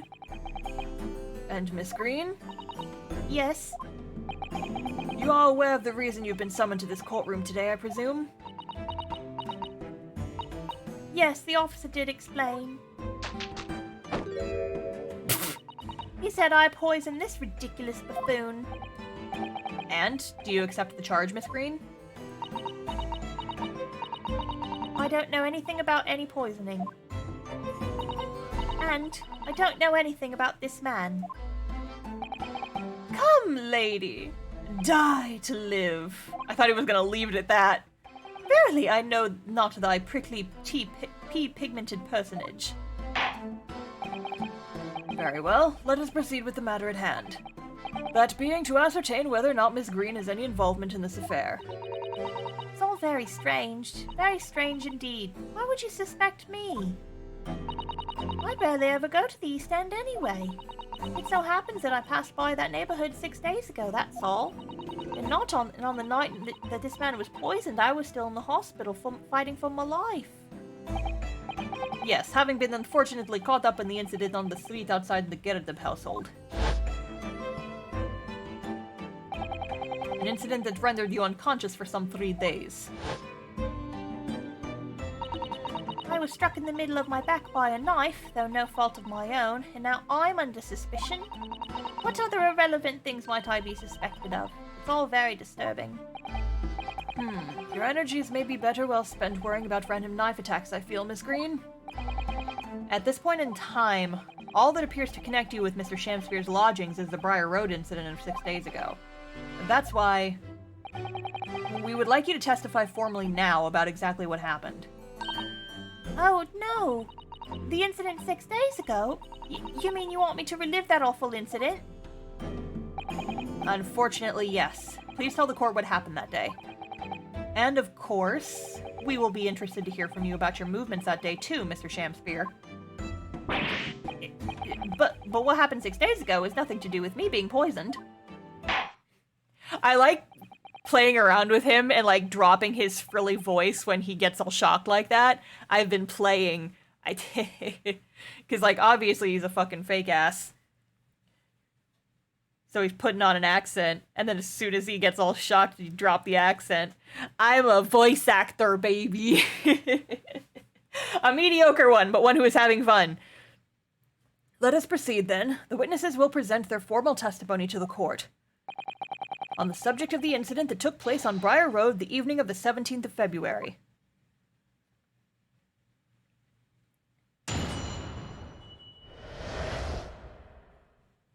Stars and new Matt Mercer. No, I'm not that good. I enjoy voice acting, but I'm not, like, especially good at it. I just think it's fun to do for streams. It was 6 days ago at about 5 p.m. I was walking along in the snow when I was suddenly stabbed in the back. Coincidentally, it happened to be just outside the house where the men in this case have their lodgings. I was at the tavern on the eve of the which thou speakest, for I had bespoke my supper. It was the first time I'd been in the area. I had a little matter to attend to, that's all. Anyway, I was admitted straight to hospital, so I know nothing about all this business. Voice acting is great. Thank you.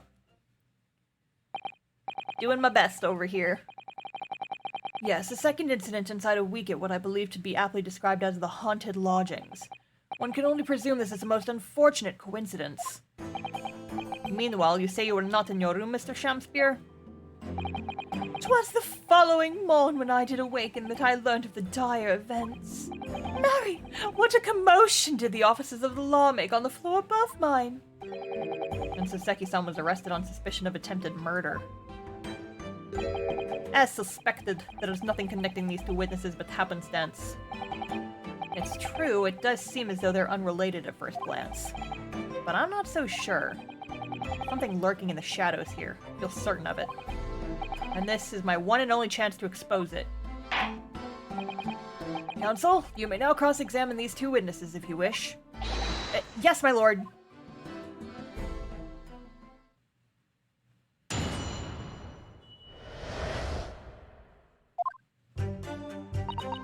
It was 6 days. Oh, I already read all this. I want to skip ahead to... Hold it! What little matter, Miss Green? Please elaborate. It was nothing really. It's not worth mentioning. If you remember, you mentioned it to us yesterday at the hospital. Ah. It was related to the card you were holding. Miss Green?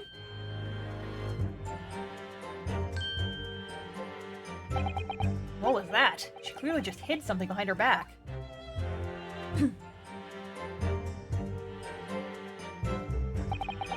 From memory, I believe the card contained a note that read, I have information regarding the death of Duncan Ross.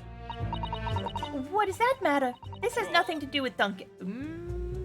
Excuse me! Sir, sus AF. Mr. Shamspeare, do you have something to share with the court?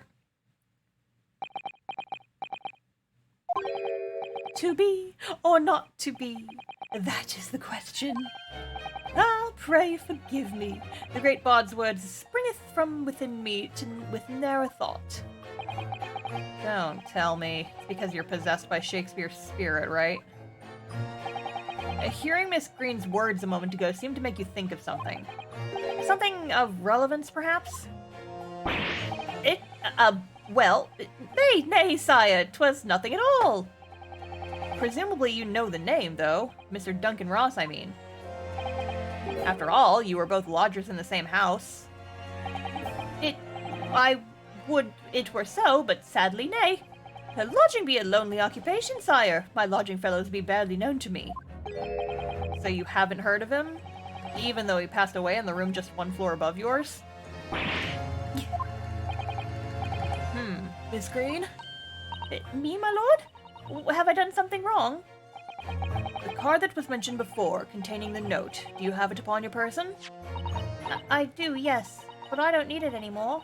In fact, I should throw it away, really. Before you dispose of it, the court will take it as evidence, please. Let me see that shit. Let me see that shit. Let me see that shit. Let me see that shit.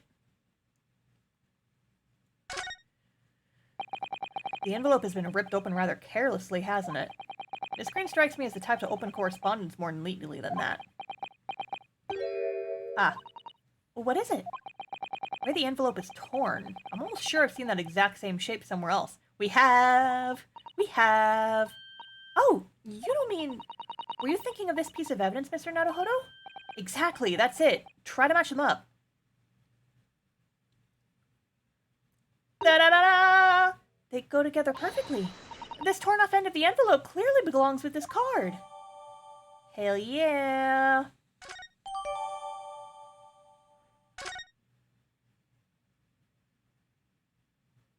Nice. I guess we're not going to see what is on the card, though.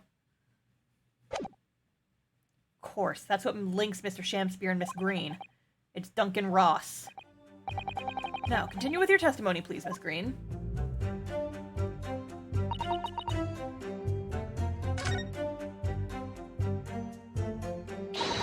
Mr. Naruhodo, you pursued Mr. Shamspear wonderfully there. It's worked out well, hasn't it? We have a new clue at last. Alright, now I need to pull it off a really insightful objecting somewhere. Well, because you've managed to expose this promising new angle, I wonder if you should perhaps try to develop that. Ah, yes, of course. Yelling out objections isn't necessarily the best way to do that, I suppose.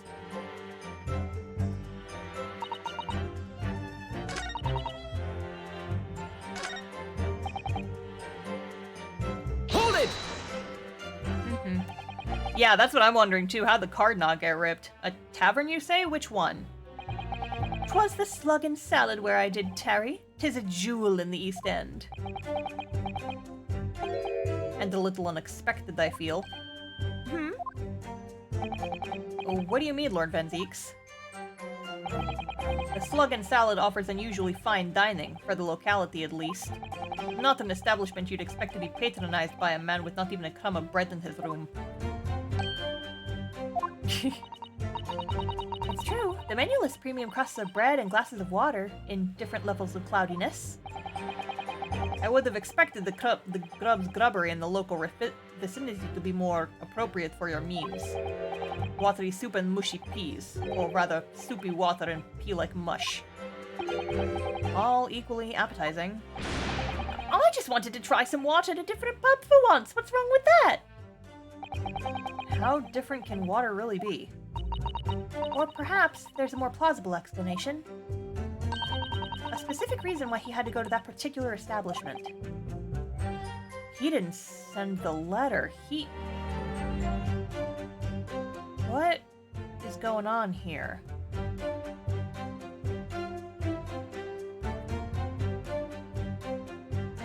Who sent the letter? He must have found the letter, and if he went there to try and...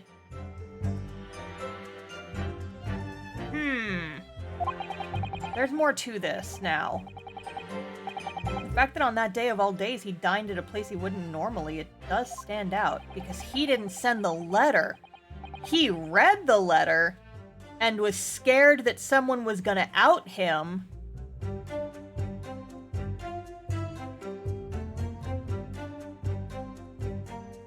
Was it Was it the guy who's been watching through his window? Because he would have seen if he was fucking around with the... Wonder... Oh, wait. I went too fast. I went too fast. The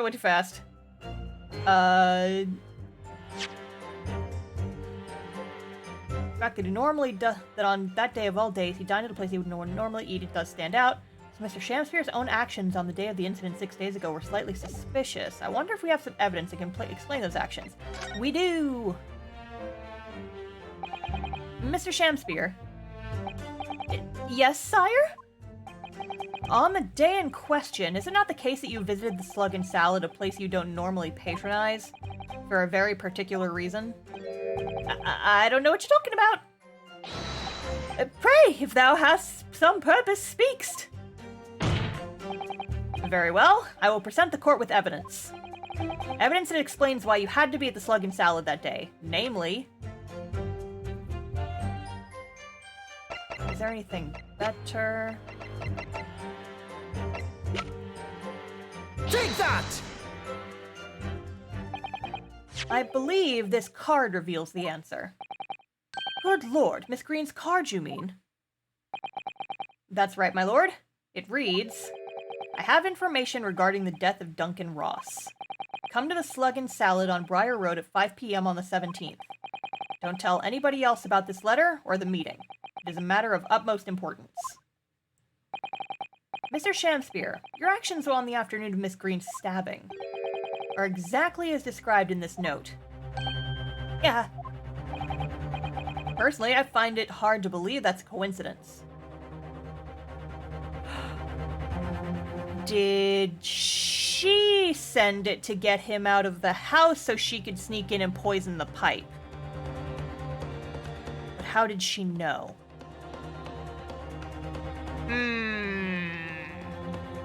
It's all very murky. Personally, I find it hard to believe that's a coincidence. Don't you, Mr. Shamspeare? Well... Excuse me, can I say something? Yes, Miss Green? That card was delivered to me. It doesn't have anything to do with this old man, does it? Well, you'd think so, yes, but it's hard to believe it's merely... My lord, may I? May you what, Miss Green? Yeah, everyone's trying to poison each other. London fucking sucks. I'd like to make something very clear about that card. Very well, then. You may amend your testimony to include details about the peculiar note.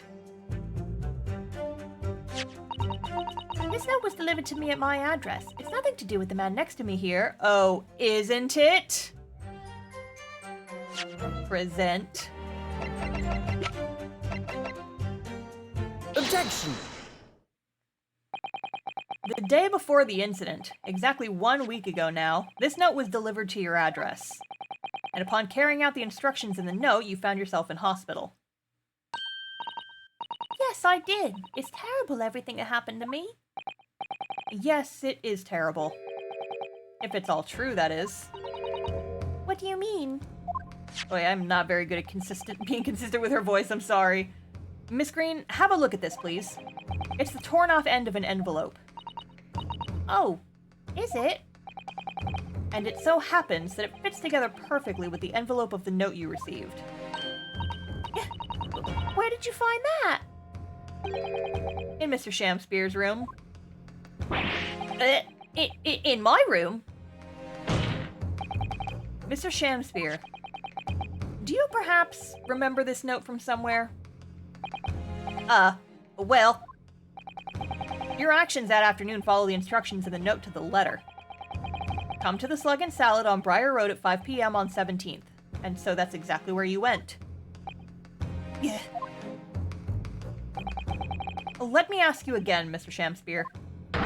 You already knew about this note, didn't you?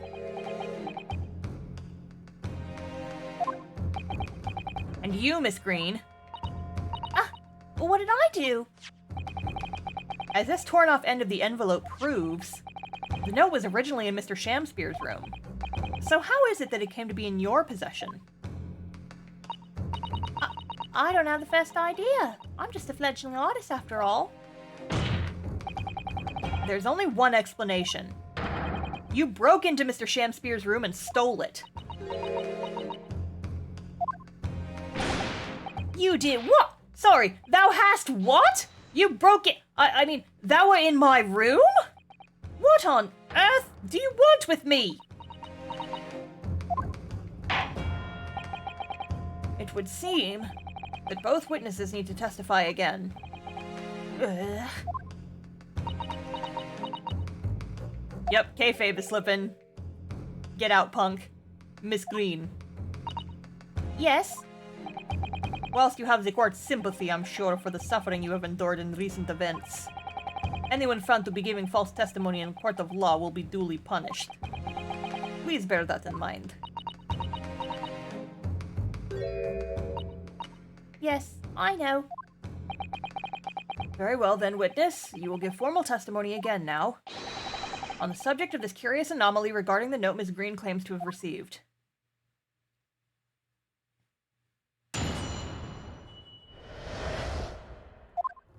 I do remember now. 'Twas a week ago, peradventure, that note was delivered unto me. On the day writ therein, I did tarry a long hour at the Slug and Salad, yet nobody came. Thereafter, on the evening I shared the company of the Japanese fellow, I did see the note had vanished. I don't know what you mean. You think I snuck into this man's room, did you? Why would I? I can point out the villain here, and as for that torn off piece of the envelope, I don't know anything about it.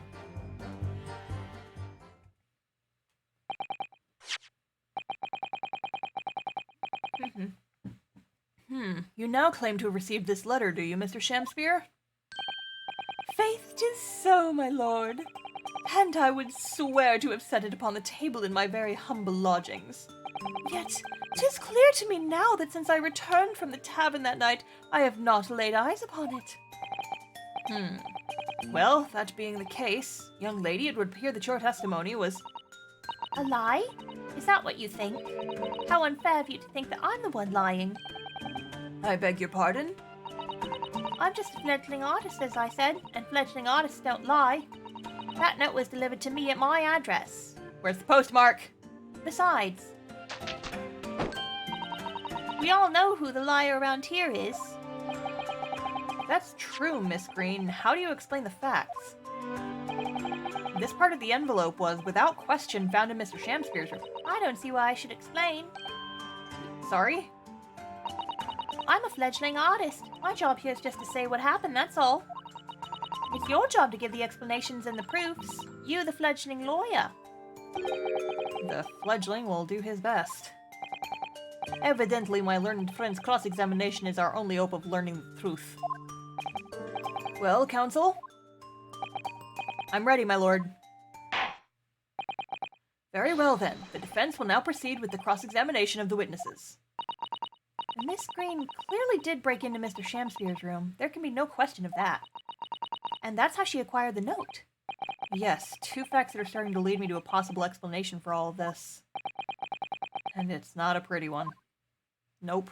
Certainly not, my boy.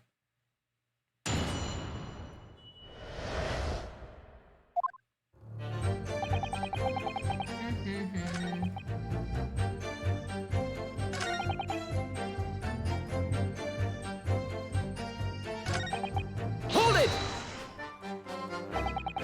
So even after waiting for an hour, nobody appeared? Well, yes, sire. 'Tis as thou sayst. Really? You paused for a moment before you answered. In truth, when thou asked whether nobody appeared, I did suddenly recall. Really? Do you mean to tell the court that somebody did appear after all? I was not alone that night at the Slug and Salad, my lord, no. 'Tis returning to me now. I did treat my lips to an almost clear water and mine innards to a premium crust of bread. And all around me danced a great many companions. What do you mean? Flies, sire, flies! Good lord. You.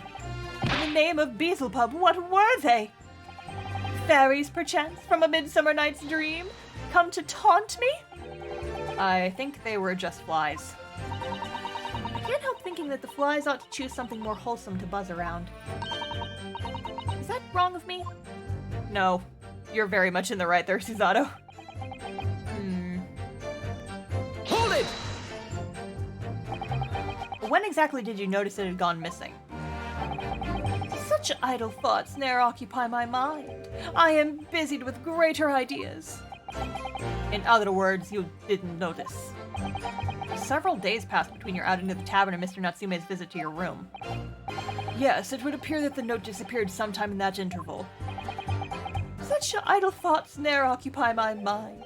I am busied with greater ideas. And yet during that time, Miss Green was comatose in hospital, was she not?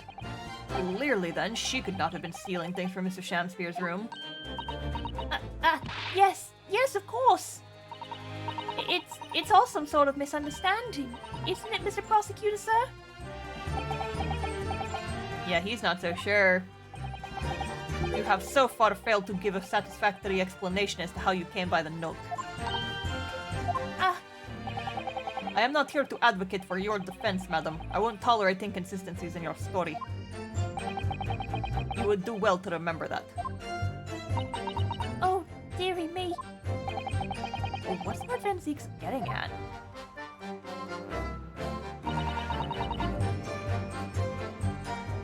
Hold it!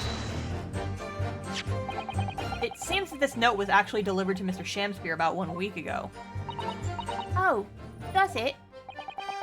But for some reason, it ended up in your possession. I can't think of any way that could have happened except for you breaking into Mr. Shamspeare's lodgings. Objection! But for what reason would the witness have done that? I won't deny that Miss Green's possession of the note would appear to defy logic. However, until and unless her involvement in this case can be proven in some other way, any further pursuit of this note is meaningless. Miss Green could have only come to be in possession of the note by stealing it from Mr. Shamspeare's room. And yet, there's no obvious reason why she could have done such a thing. What if there was another reason she broke into his lodgings, though? Yes, we should pursue that idea, Mr. Naruhodo. Close now, I can feel it. So close to a breakthrough.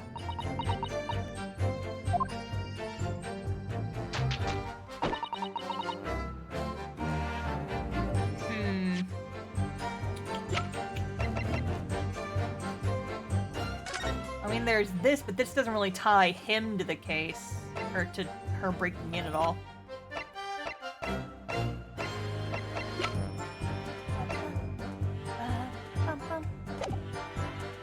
Hold it! Gonna keep pressing stuff and see if anything else pops up. So you don't want to tell the court the truth about the letter, is that it? I'm a fledgling artist, remember? Artists are nearly always introverted characters. Don't call me out, lady. Introverted? Bah! This fledgling doth readily cast aspersions about my nature. Yet I am an angel, a seraph. Birds do harmonize with my song, the wind doth frolic on my wing. Oh, pity, wherefore dost thou accuse one so pure of heart, ample woman? He's kind of doing the caramel dance and backwards.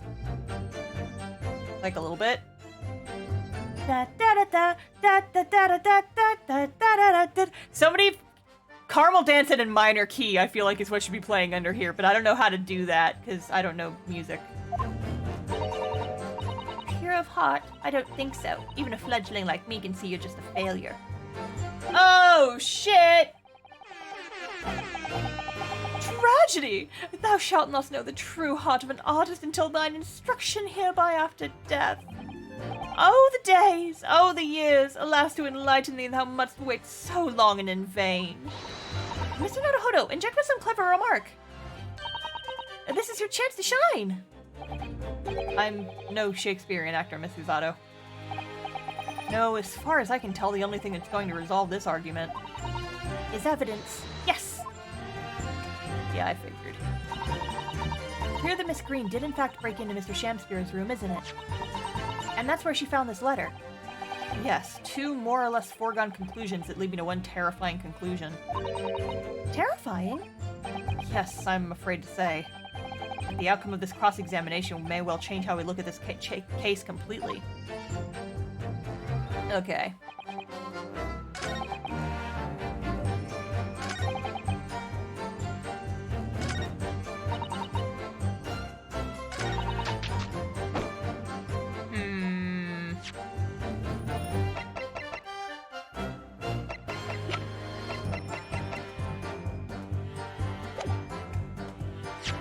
Saving. Casually saving. Don't mind me. Okay, it's gonna be one of these two. Why would I? I could think of a couple reasons.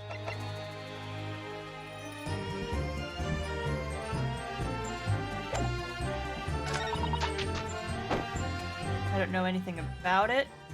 I mean, we could present this. Objection! Nope, that ain't it. Didn't think so. Well, I tried. I tried! There's a couple different options here, and I'm checking out what I know.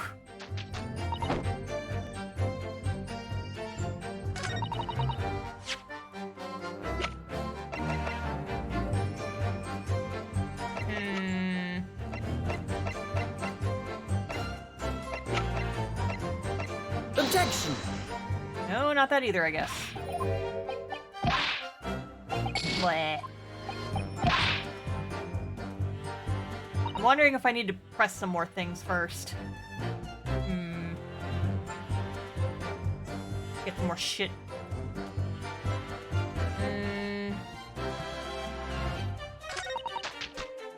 Hold it! Did I already press this one? Yes.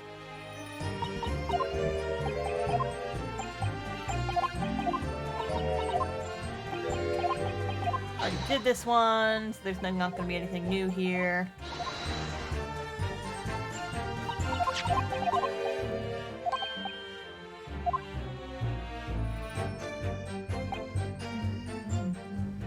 I already present, I'm just gonna press everything real quick just to make sure I'm not missing anything. Nay, sire, 'tis as strange to me as a foreign tongue. Even with a knowledge of literature as great as mine own, verily 'tis impenetrable. Mr. Duncan Ross had lodgings in the same household as you. In effect, he was your neighbor, so surely you knew him, didn't you? Alack, if the choices be betwixt I knew him and I knew him not, then 'tis with foreboding that I be forced to declare we were by some small measure acquainted. Despite your claims, though, you followed the note's instructions and went to the Slug and Salad. Presumably that was something to do with your knowledge of literature? Marry, naught will have the better of me, sire, save for the lure of curiosity. So 'tis true, I was compelled by mine own eager heart to betake myself to the tavern. Yet in the end, my curiosity was not satiated. Okay. I already pressed that one. Hold it! Exactly didn't notice what's gone missing. Yeah, we already pressed this one.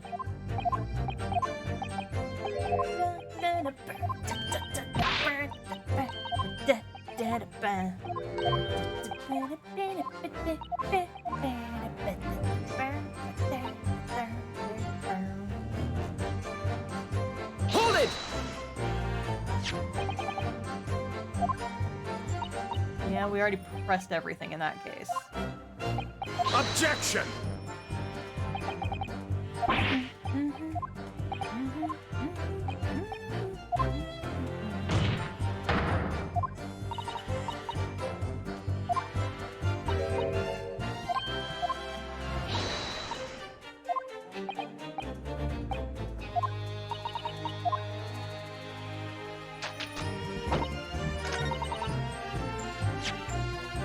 Why would I? Good question. Maybe to poison him? Oh shit, that was right, okay! Yesterday at the hospital, we saw you with this bottle. And though the content... Hang on real quick. I'm gonna... Just gonna real quick.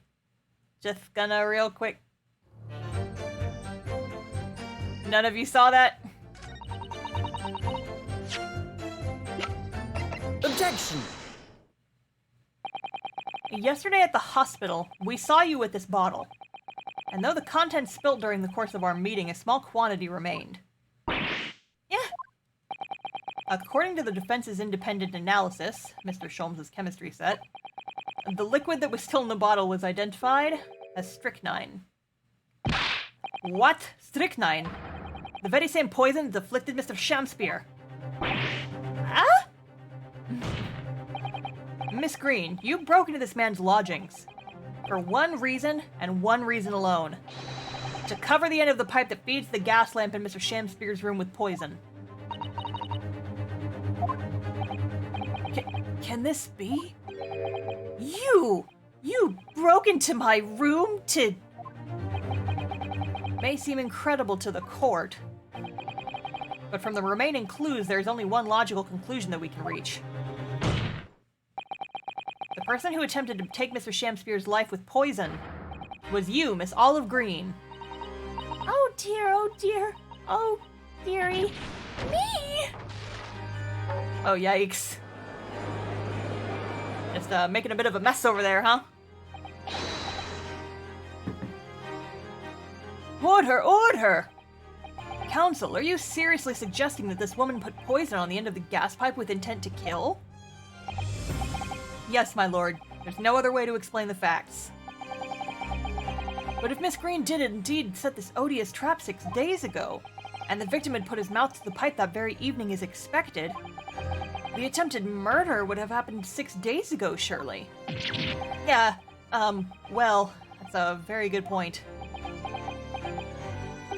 Perhaps not, my lord. I beg your pardon? There was a significant police presence in the area that evening. I was just about to think, and Natsume wasn't even there. He was in jail those days. There was a significant police presence in the area that evening on account of the incident on Briar Road. Local residents were being interviewed throughout the night as part of the ongoing inquiry.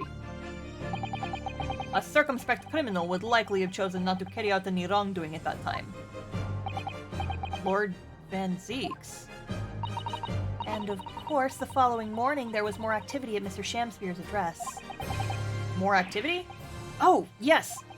You mean his fellow lodger, Mr. Natsume, being arrested on suspicion of murder? That's right.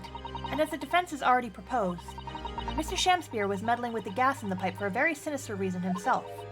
To cause the gas stove in Mr. Natsume's room to go out, thereby asphyxiating the occupant. But once Mr. Natsume had been arrested, his room was under constant surveillance by the police. In the circumstances, Mr. Shamspeare had no reason to blow air into the gas pipe.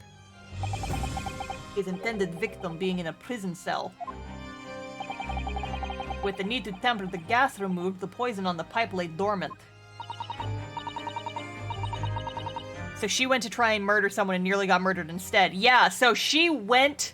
Okay, so timeline is as follows for, like, this whole string of events. She sends him the note telling him to meet at the restaurant. While he's busy at the restaurant, she goes into his house, puts the poison in there. As she's coming out, gets stabbed in the back, falls unconscious. And then 3 days pass, she gets out, he goes back to his bullshit, and then he gets poisoned. Biddly boddly boo, it just happened a few days later than expected.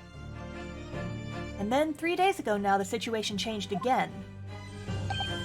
Right. Mr. Natsume's trial, which took place here at the Old Bailey, came to an end. A trial in which the man stood accused of stabbing Miss Green in the back, but was duly acquitted.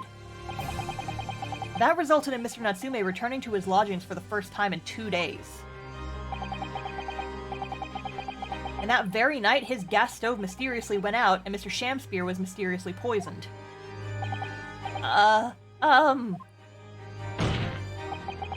In conclusion, the poison that was present on the mouth of the gas pipe had been put there in the victim's room for some 4 days earlier.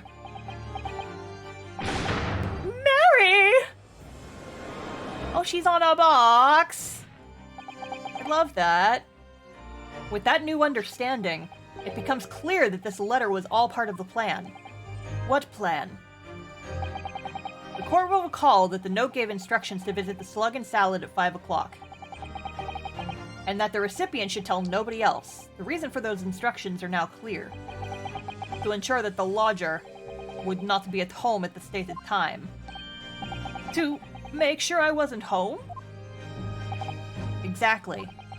While you were out, Miss Green could safely slip into your room, knowing that she wouldn't be disturbed. You mean to say that letter? It was written by Miss Green, yes. All in order to cover her tracks, she took it away with her when she left. Just after she smeared poison over the mouth of the gas pipe in your room. You all suck! Guilty as charged. Order, order! What do you have to say for yourself, witness? She's cute. I wish she was not an attempted murderer. Just who are you? Why did you try to kill me? Miss Green's motive should be obvious. It's all tied up with someone whose name we've heard several times already during the course of this trial. So, that's what's behind all this. You will share your apparent understanding with the court, please, counsel. Which person is behind this woman's motive for the attack on the victim's life? Her boyfriend. Take that! Duncan Ross. That's right. Before the defendant, Mr. Natsume, took up residence in the lodgings at Mr. Garrett's, somebody else was renting the room. Mr. Duncan Ross. I knew I'd heard that name somewhere else. It was all over the papers a month ago, when the man died in strange circumstances at the haunted lodgings. That does ring a vague... Ah, of course, yes, I remember now. The young man they claimed was strangled by the convict's curse or some such. Sadly, my lord, it wasn't a curse of any kind, nor was it an accident. The man died as a result of Mr. Shamspeare blowing into the gas pipe and causing the gas to leak into the room. It was murder, plain and simple. Yeah!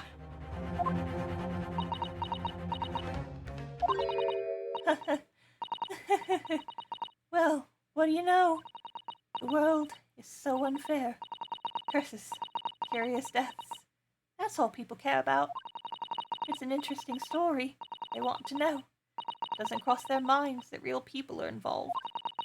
And once they're bored, just 1 month later, once the story's lost its appeal, everyone's forgotten him. You mean you?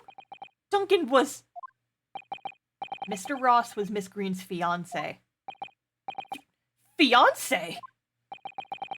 You may not have known until now who Miss Green really is, Mr. Shamspeare. But she's known exactly who you are all along. Because you're her sworn enemy. The murderer who took the life of the man she was to marry. Marry? Miss Green, is it not the case that in order to exact revenge on Mr. Shamspeare, you smeared poison over the end of the gas pipe?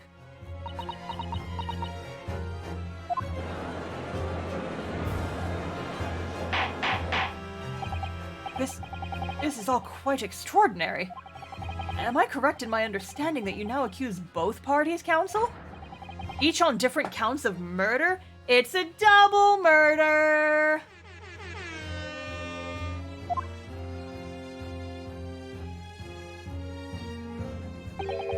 Yes, my lord, that's correct. Objection! Everything in Ace Attorney has to be a murder trial. Inhaling so deeply it appears my fledgling learned friend has taken in a lung full of dubious gas that's causing his judgment to be clouded. What? Are you implying there's a gas leak in here, prosecutor? Why would Mr. Shamspeare have wanted to kill these lodgers, as you say? You have completely failed to provide the motive to substantiate your accusation against the man. Yes, that's right, Mr. Reaper, my liege. I have been slighted. 'Tis lies, all lies. I deny every utterance. And you'll have to forgive me, Mr. Naruhodo, sir. But I don't intend to admit to anything either. Miss Green. I'm sure you'll think I'm being very rude, but I'm not going to be sent to the gallows for the likes of this scoundrel. Objection! But you broke into the man's room. If you didn't do it to smear poison on the pipe, what was your reason? I thought I'd have a look around, that's all. Sorry? You're right, I suspected him. So I thought perhaps I might find some evidence of something in his room. Evidence that it was him who took Duncan's life. Oh, vileness! Oh, villainy! Oh, tyranny! Oh, rotundity of woman! Shut up. Fucking twig, snap you over my knee. But in any case, whenever I leave my room, I do turn the key in the lock. That whole place is falling apart. The locks on the doors are no different. Duncan showed me once how to unlock the door with some turps and a piece of wire. Oh, awfulness! Oh, artfulness! Oh, tyranny! Oh, profanity of woman! We will consider your trespassing on some future occasion, but for now, tell the court what you found, what evidence your search revealed. Well, I spotted the note that I'd sent him lying on the floor. When I went to pick it up, I noticed something. One of the floorboards was loose, and underneath it, I discovered a secret hiding place. Eh? Yes, we also discovered that hiding place. Inside, we found a newspaper cutting, a photograph, and an empty tin box. Oh, I forgot about the box, because it's not in evidence. Ah, yes, well, the thing is, when I found it, the box wasn't empty. What? There was something in it? Yes.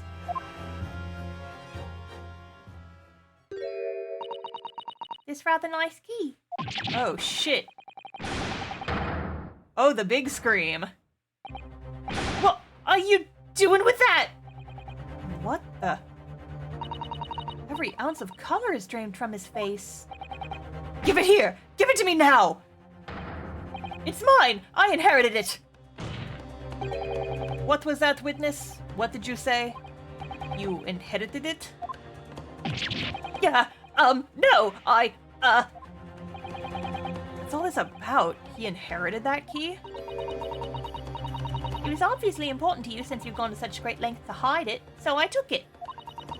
I don't know what it's for, but you took something precious from me, so I took something precious from you. So if it means you can't open something now, I don't care. It's the key! Oh shit, wait, was the convict like his dad or something? And he was like, I hid the so-and-so in my room and this is the secret key you need to get in. And so now he can't get the money if she's got the key. Oh shit! So what if it means you can't open something now? I don't care. Give it back this minute! Give it to me! Calm yourself, witness. So Mr. Shamspears tried and in one case succeeded to take the life of 2 lodgers now. Yes, his motive for doing so is the key to everything that's happened. It's true that there appears to be no motive to support the accusation against Mr. Shamspear, at first. But considering everything we now know, I think there's actually something that could explain it. Is he related to the guy who died in prison or something? That's what I'm thinking. If he's saying he inherited it, I think the guy who died in prison was like a brother or his dad or something. Or his boyfriend. But considering everything we now know, I think there's actually something that could explain it. What? I need to recall every piece of evidence at our disposal. Everything we've seen and heard. So I'm sure that I just caught a glimpse of the link that runs through all these events. Or yeah, I guess he could have been his cellmate or something. I don't know. There's a lot going on here. In that case, counsel, I must demand that you present evidence of to the court in support of your claim. What is it that you say you can explain the motivation for Mr. Shamspear's alleged crimes? Ding bong! That's an official police report, is it not? The Selden file? How did you get the hold of that? Selden? The now sadly deceased Mr. Ross and the defendant Mr. Natsume have only one thing linking them. In fact, they had lodgings in the same room. Well, yes, we know this, certainly. A room that was formerly occupied by Selden. Until, that is, he was arrested by Scotland Yard for his involvement in multiple burglaries. I see. And it so happens that the convict Selden left behind one very substantial mystery when he died. The some 1,000 pounds worth of loot he stole, which as yet remains to be found. Ah, yes, of course, it's coming back to me now. It's written in his file here. 1,000 pounds lost en route to hell. And that was how the paper summed it up. And it It seems that one particular fellow inmate was with the convict in his final moments. It's not hard to imagine Selden entrusting that inmate with his most closely guarded secret. The location of the stolen loot, and perhaps a key to unlock whatever container the valuables were in. Get 'em! You mean this key is... Mr. Shamspear, it was you, wasn't it? You were at the capital offender's side when he died, were you not? What are you talking about? 'Tis a false charge, I tell you, a false charge! The name of this inmate who was with Selden at his death isn't noted in this file, but a simple telegram to the prison where he died would quickly tell us how false the charge really is. But even if it's true, why would the man be so intent on killing every subsequent occupant of the victim's lodgings, or convict's lodgings? There's only one explanation for that, my lord. It was in that very room that Selden hid his loot. I knew it! I called it like an hour ago. You guys all heard it. I am a genius. So it all comes out. Yes, and having established that, all of Mr. Shamspear's subsequent actions start to make perfect sense. When he was let out of prison following Selden's death, he made immediately for Mr. Geradeb's lodgings in the hopes of renting Selden's old room. However, the retired armyman was unable to offer him the accommodation of his choice, because Selden's old room had already been let to somebody else, Mr. Duncan Ross. I am the Ace Attorney, it's true! Which is why Mr. Shamspear subsequently devised his gas-based plot to kill the occupant of the room. And when he was successful, he presumably intended to inquire about switching into the newly vacant room. However, a certain jittery someone had beaten him to it. Mr. Soseki Natsume? The defendant of this case, no less. So you decided to use the ploy with the gas again, didn't you, Mr. Shamspear? This time to oust Mr. Natsume. All for one simple and avaricious reason. To get your hands on the 1,000 pounds of loot left behind by the dead convict. You...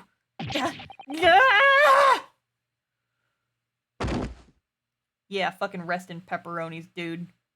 You and your shorts. Looks like I'm gonna snuff it before they get to stretch me neck. Oh, wait, this is Selden. Listen, I want you to have me loot.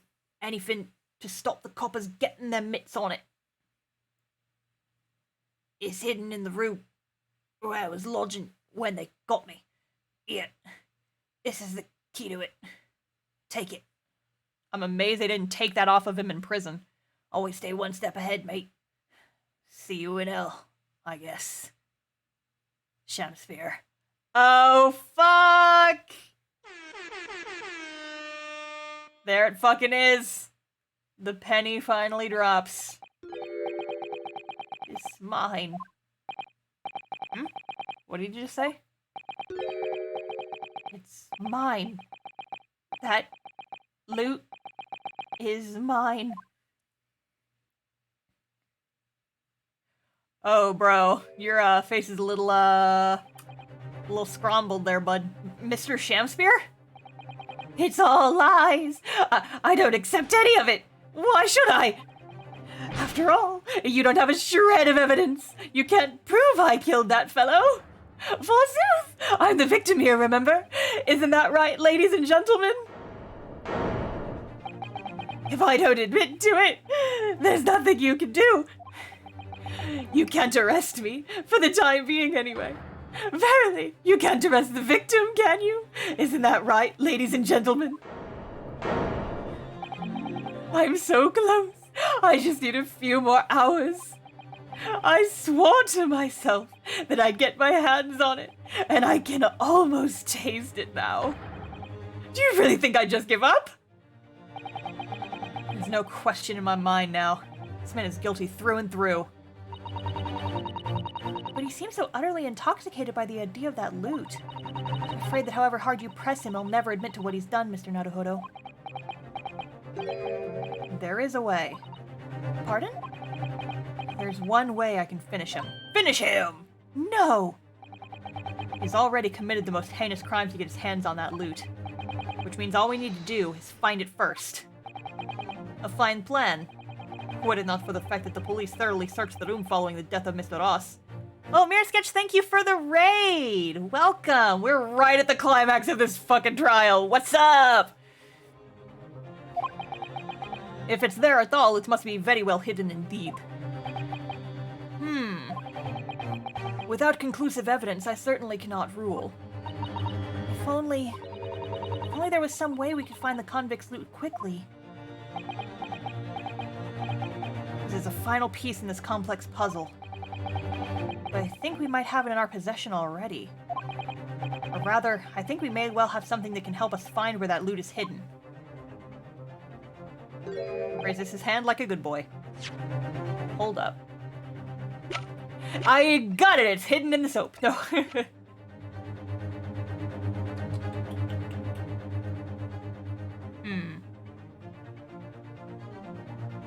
You don't think it's... Do you think there may have been one of these in the room? It's all in there? No. That's dumb. Unless it's true, and then it's not dumb.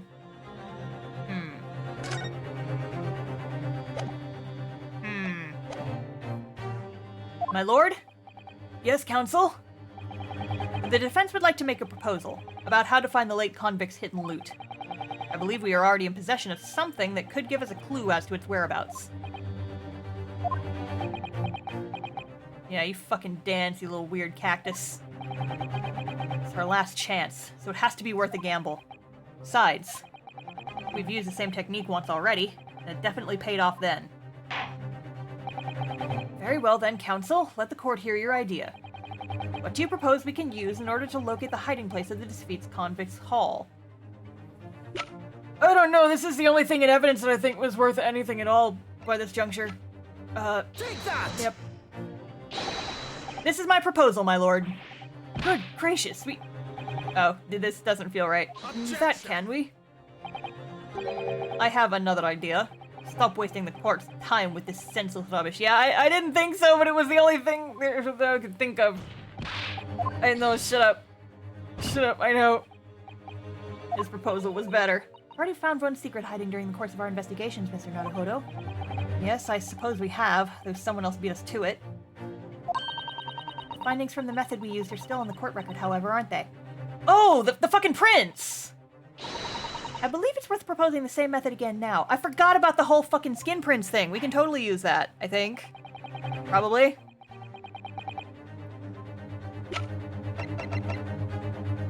Take that! There we go. If I'm not mistaken, those are Mr. Shamsphere's handprints on the wall of his lodgings. That's right, my lord. Exposed as a result of the defense's independent investigation of the scene.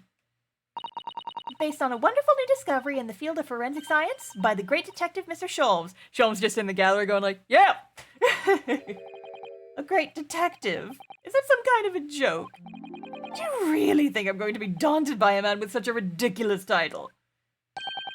I should think the great bard ought to recognize such a title when he hears one, Mr. Shamsphere. There he is! He just fucking pops up. This man can teleport. Perhaps we should compete for the honor of most ridiculous title. Ah! 'Tis Herlock Sholmes himself! What are you doing here, great detective? Your usual haunts are the filthy backstreets of the capital, are they not? Ah, Mr. Reaper! It's been too long.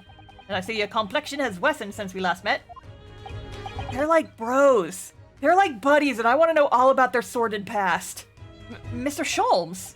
He does know Lord Van Zeeks, then. Well enough to say something like that in any case.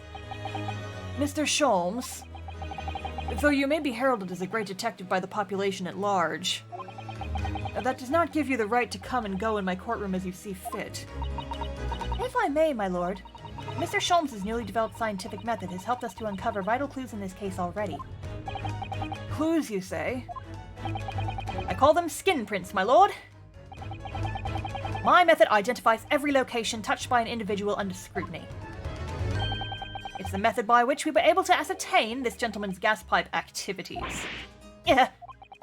You need only a small sample of something the individual has previously touched to make an indicator solution.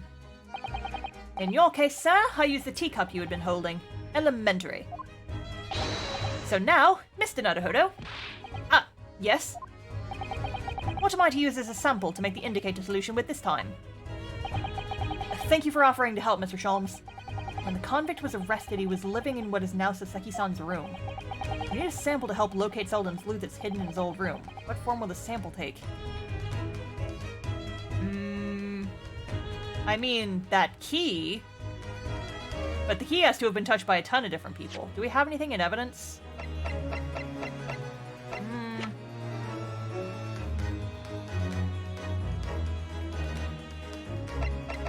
Let me see.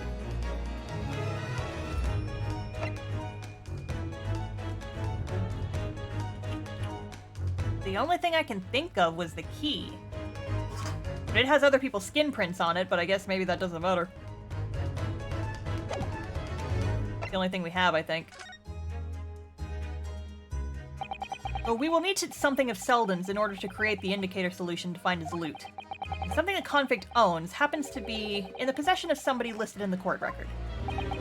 On my word, Mr. Naruhodo, your powers of reasoning appear to be on the up. So, which particular person do you have in mind? From whom can we obtain a possession of the late convict Selden to recreate the indicator solution? Are you... Take that! Miss Green? Me? What do you want with me? The key around your neck, if you please. Sorry? That key belonged to Selden. There will be remnants of secretions from the man's skin on its surface that we can use. Very true. That is the sample we need. Using it, we can create the indicator solution required for Mr. Sholmes' skin print seeker. And find out exactly what Selden touched in the room that he used to rent. Yeah! Mr. Shamspeare has one great to another, I assure you. If the late convict's haul is hidden somewhere in his former lodgings, I shall uncover it in no more than 30 minutes. So, Mr. Shamspeare, the truth is well within our grasp now, and as such, you will never get your hands on Selden's stolen wealth.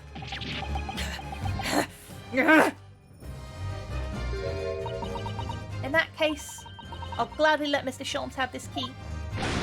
No! Give the key to me! The detective shan't have it! It's over, Mr. Shamspeare. No. No! You're out of options now. There's only one thing left for you to do. Admit your guilt. Whoa. Oh, shameful spear! Despair! Be thy name! Oh, shit. This man got confetti cannoned to death. Fucking rest in pieces, bud. I feel like we need an air horn counter at this point.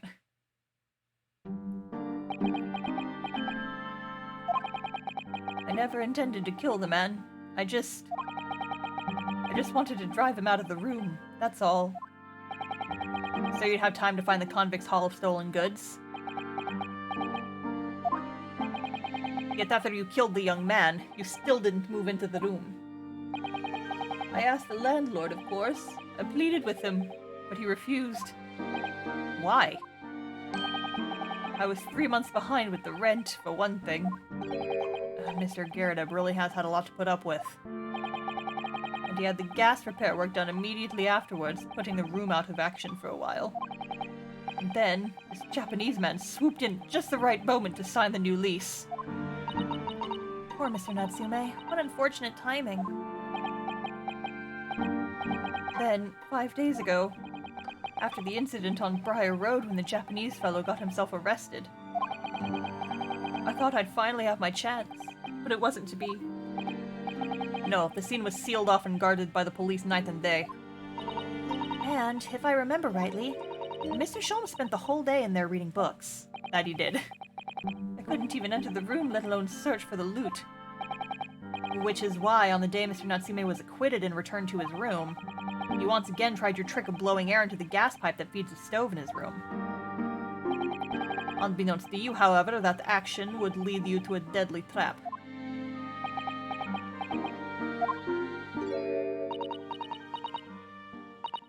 William Shakespeare. How does it go? To be or not to be, that is the question. From Shakespeare's Hamlet, Act 3, Scene 1. Well, let me tell you, in your case, it's not to be. That is the answer. You deserve to die for what you've done.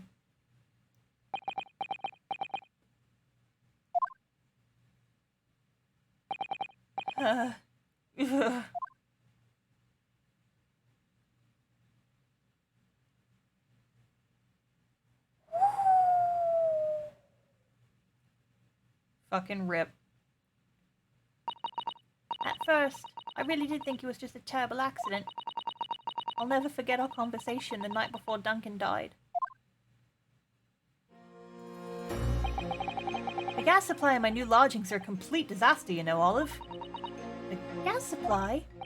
Yes, the stove always seems to go out in the middle of the night for some reason. That's no joke.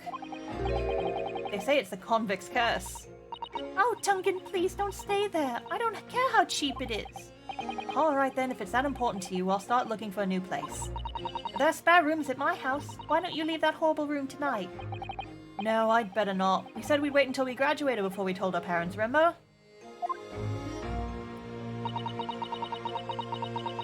But that was the last time we ever spoke. That very night he fell victim to the gas. If only I'd known it was going to happen. I'd have insisted that he left that horrible room that instant. But instead, all I'd been left with is bitter regret. I stopped going to school, but something kept drawing me back to the house on Briar Road. I saw a stooped Eastern-looking man with a mustache coming out of the house one day when I was there. I walked up the road to grab Scrubbery for some food, so I followed him and sat myself down next to him. He had some watery-looking soup and started to pick a quarrel with the publican. This place is cursed, I tell you, cursed! The ghost of that convict who used to live there is trying to suffocate me! I wake up in the middle of the night, freezing to death because the stove has gone out. The room is full of gas and I can hardly breathe.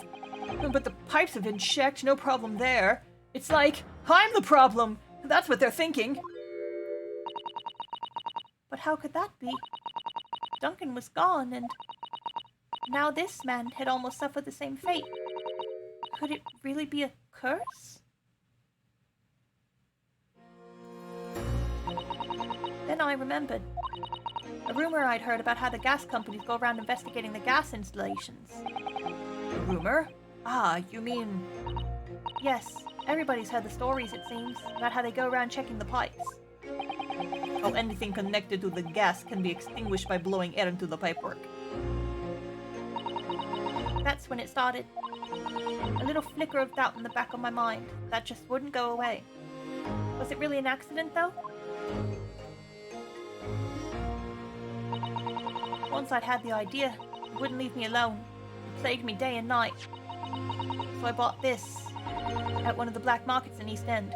A black market? I'd never been. I just heard people talk about them. You really can buy anything you can think of there. In some ways, being able to get my hands on this so easily made me even more determined. I had to find out, one way or another. Was Duncan's death an accident? Or was it murder? And your chosen method for establishing the truth was simple, but highly effective. Smear poison on the gas pipe you suspected the man of tampering with, and wait. Mr. Shakespeare was innocent, nothing would come of what you'd done. But if he was guilty, he would pay for his crimes dearly. Found out the name of the man I suspected, William Shakespeare. And then I wrote him this little note. I have information regarding the death of Duncan Ross. Come to the Slug and Salad on Briar Road at 5 p.m. on the 17th. Don't tell anybody else about this letter or the meeting. It is a matter of utmost importance. Damn, girl. If he'd done it, I knew that would worry him enough so he'd be sure to go. So I waited to see if it worked. And of course, Mr. Shakespeare followed the instructions to the letter. I worked out where the gas pipe was straight away. So I smeared a good amount of the poison I bought all around the mouth of the pipe. All the time praying that the devil's work wouldn't be done, and that it was all just some wild fantasy. Actually, no. All the time praying that the devil's work would be done, and that the culprit would get his just desserts.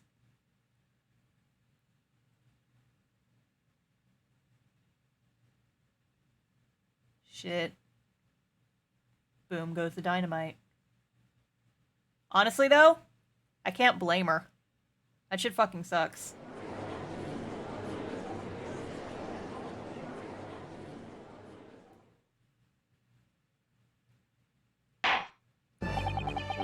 Three days ago, when you first stood in the dock before me, this whole affair seemed relatively straightforward. But yes, my lord, I certainly never imagined the depths of depravity that we should subsequently find lurking behind the scenes. It has been a long road, my Nipponi's friend. Oh, yes. And one I certainly didn't envisage walking with you. That almost sounded like a flirt, and it's creepy. Bruh, no. We are not walking this road together. You are following me down this road, trying to fuck with me. Nevertheless, together we have reached the light at the end of the tunnel, as it were. Miss Green? Yes, my lord? You will henceforth be stripped of your freedom. As punishment for the attempted murder... murder of Mr. William Shamspeare. Yes, I know. And you, Mr. Shamspeare, you will be tried for the murder of Duncan Ross in cold blood, and the subsequent attempted murder of Mr. Soseki Natsume here present.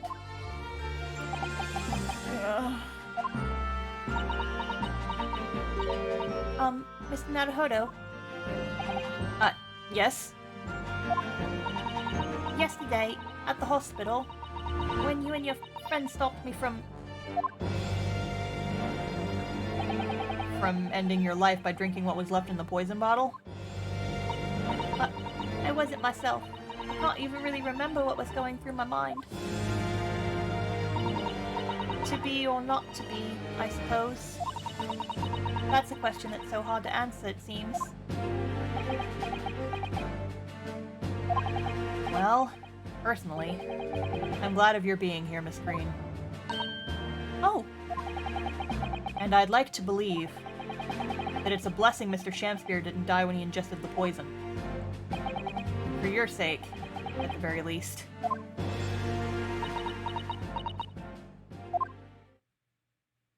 aww. Because of you, I chose life, not death. And now you've made the truth come out at last.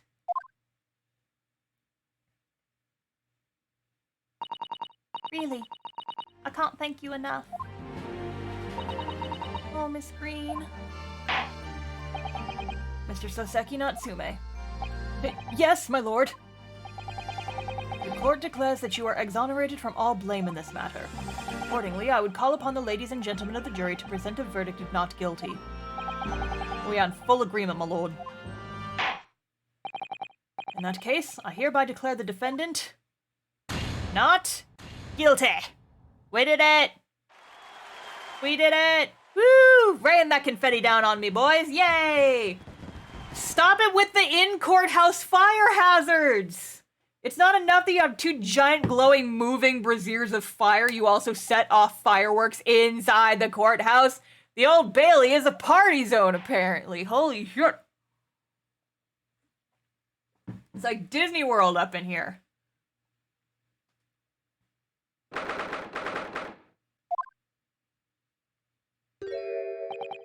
Oh, yes.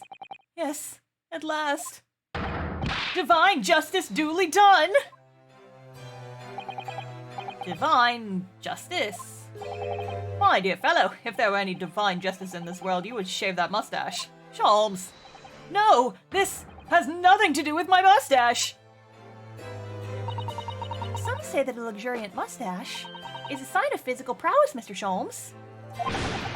Locum student Mr. Naruhodo Esquire, once again, you've saved me from doom! I'm very happy to have been able to help, Mr. Natsume. Congratulations on your acquittal. You're second in almost as many days. I'll do the dumb voices thing in a break. I want to get through this scene first. I was first acquainted with gold and gained affection for English literature while in our great homeland empire. And then, by a twist of fate, I was brought to the land that bore the fruit of that literature. Only, the city of bricks and mortar became my prison. Try as I might, I never found my feet here. In the end, I confined myself to my room and lived life through friendly old books. Had such a difficult time, haven't you? Ah, but a week ago now, I dragged you out of that dark and dingy room of yours, did I not? You did, and I've seen more of life in this week than in all my years to date. And for the first time, I feel I've begun to see the true face of it, the English that's been so far hiding from me behind the wall of fog. My dear fellow, there's nothing special about the true face of the English, as you put it.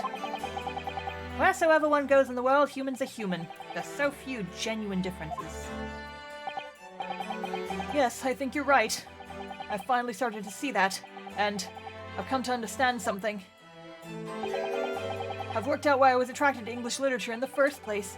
Made me see that whatever our nationality, we humans all have the same hopes and fears. We're all just doing our best to live. Well said. I've come to feel the same way. I've made a decision, too. Going to cut short my study tour here and return to Japan. What? Just when we become friends here in England. What a terrible shame.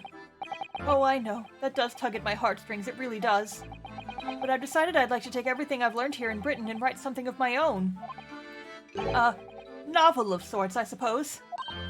Oh my! So you'll be creating your own literature, Mr. Natsume? How wonderful! Oh, well, no. I mean, I wouldn't presume to call it literature. Why not? When is that? When that is precisely the definition, Mr. Mustache. I suppose you're right, yes.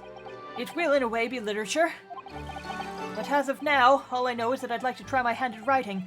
I have no delusions of grandeur. I, for one, would love to read your work. Well, all things considered, it may be for the best.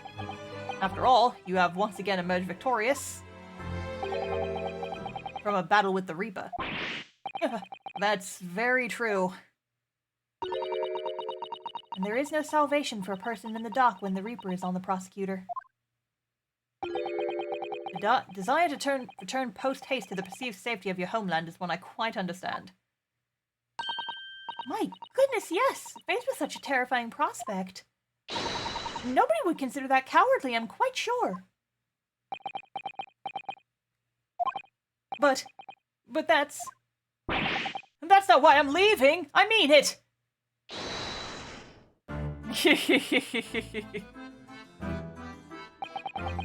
And that was the case that we found ourselves embroiled in 6 months ago now. Joseki-san did indeed return to Japan and submitted a report about both cases to the government. It was on reading that report that Professor Mikotoba was prompted to visit the scholar. And barely any time later, Suzato-san was given the news that she must return to Japan as well, on the back of a telegram stating falsely that her father had fallen gravely ill. And the only possible explanation that comes to mind is that what happened after the trial on the following day, the day that we uncovered the loot hidden by the now-deceased convict in his former lodgings. Give me the dirt. Give me the tea.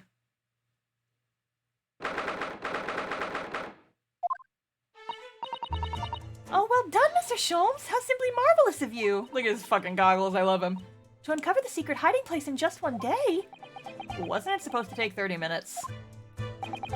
As I believe I told you, my dear fellows, skin prints are extremely useful in such situations.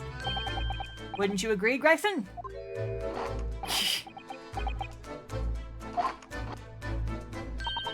Regsy's been happily munching in agreement this whole time, you know, Hurley.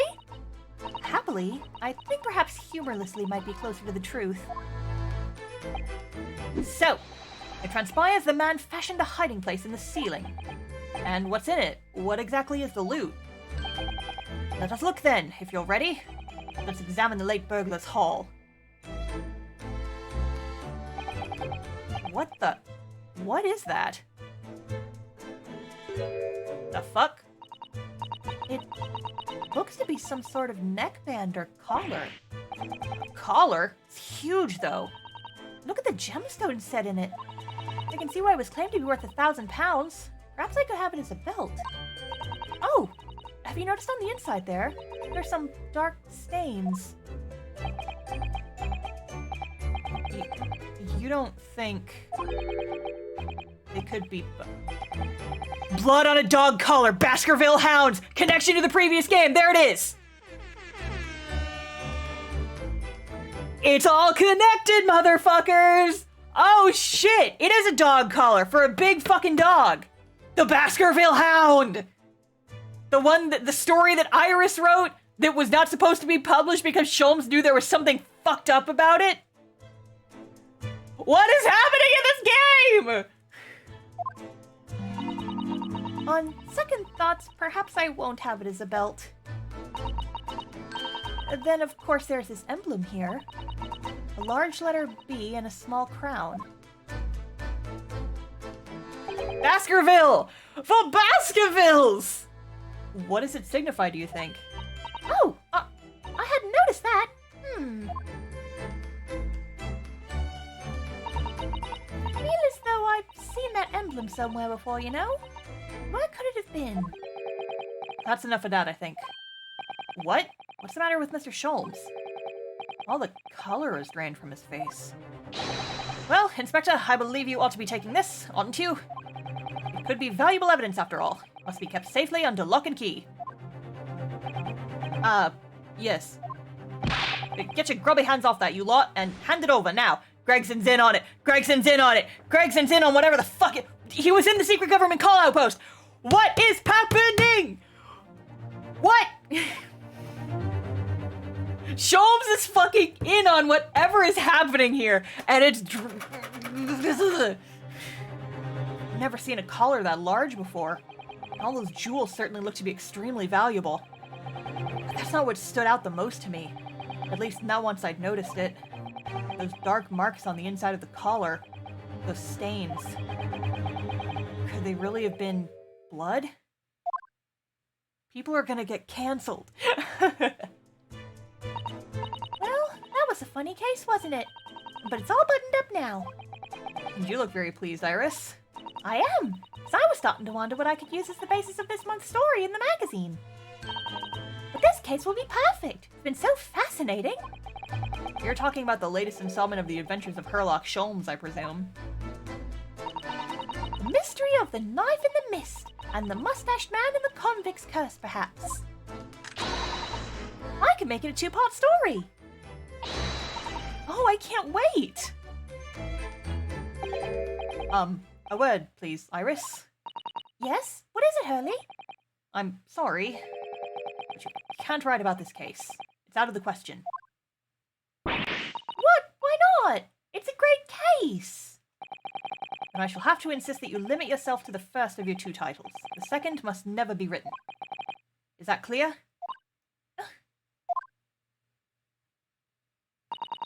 Yes. What the fuck is happening? And so it was that the second of Souseki-san's cases became buried in obscurity. Voice acting. Now, looking back, I feel I understand. I love his voice. I can see why Mr. Sholmes forbade Iris from publishing the story. It would take a little longer before I saw the link between everything that had happened and would happen. For it wasn't until 2 months after the arrival of Susato-san's letter that events began to unfurl again, with an incident that took place at the very heart of the eagerly awaited Great Exhibition of London. I knew there was going to be something involved with the Great Exhibition because they keep fucking talking about it.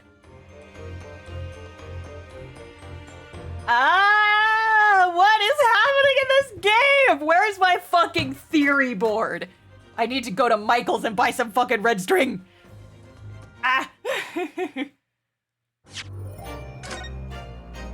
There's so many things going on here, and I am screaming. You guys are hearing me scream now. The return of the great departed soul. Okay, that sounds ominous. All right, y'all, we got 15 minutes. I could leave it here nice and tidy. I must keep playing. We got 15 more minutes. I have to know where this is gonna go. And I know we're not gonna get too much further, but I want to know, at the very least, we can start the next case. I want to fucking go. Let's fucking go. The Return of the Great Departed Soul, Episode 3. Let's go! And end of the century great exhibition of London. Surely there is not a soul who has failed to hear of it. Wondrous new works of culture and industry from every corner of the globe had converged on Hyde Park, welcoming over 50 million visitors. The last great hurrah of this century. Astonished and delighted people of all nations, and ended on a note of resounding success. But somebody died. As regards to the terrible catastrophe that occurred during the festivities, very few were aware my friend Mr. Herlock Sholmes had a hand in unraveling the matter. For from the shadows, it was he who earnestly unearthed the facts of the case. Yep. Dead body. And like the centerpiece of the great exhibition, which rose high into the skies of Hyde Park, Sholmes's brilliant deductions, as clear and lofty as the crystal tower itself, brought the truth to light. Dun dun dun. We're here at the showground of the Great Exhibition, which is absolutely packed with people. Packed with people. The weather is unusually fine, and we're about to witness a most extraordinary scientific experiment. Ladies and gentlemen, the 20th century will see steam engines and electrical power dominate the world. Horse-drawn carts will give way to the motor car. Ships will sprout wings and take to the skies. And today, we showcase even more advanced technology. A glimpse into the future. A world first. A demonstration of my super high voltage instantaneous kinesis machine! He's cute. I hope he doesn't die. A man will literally be disassembled by a pulse of high voltage electricity and beamed to another location. Where his body will be reassembled by a series of complex calculations exactly as it was before. Maybe, sir, Oh no. Oh, it was nice knowing you for 30 seconds, Mr. Top Hat.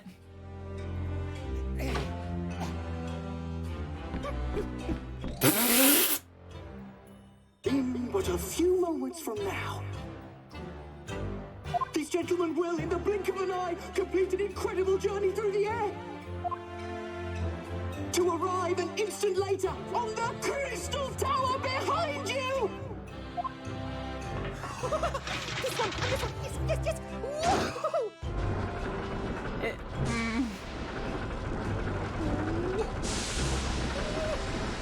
Yes!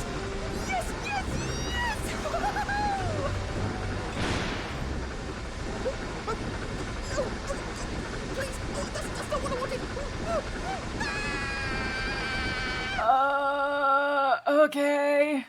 This isn't good. Oh. Yep.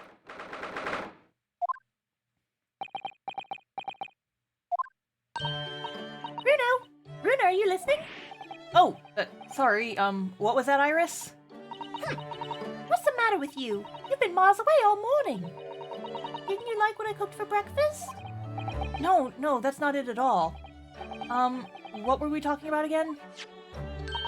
Today's paper! It's full of news about the Great Exhibition again. Ah, yes, the Great Exhibition. I'd like to go sometime. You're really not your usual safe today. You seem very down. Don't you agree, Hurley? Oh no! Depressed Sholmes returns! Did you say something, Iris? Oh gosh, you're even more down.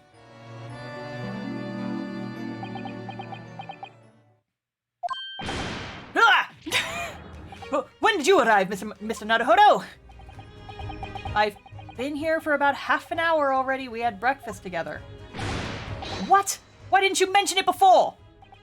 I thought you might have known I was here. You know, because... breakfast?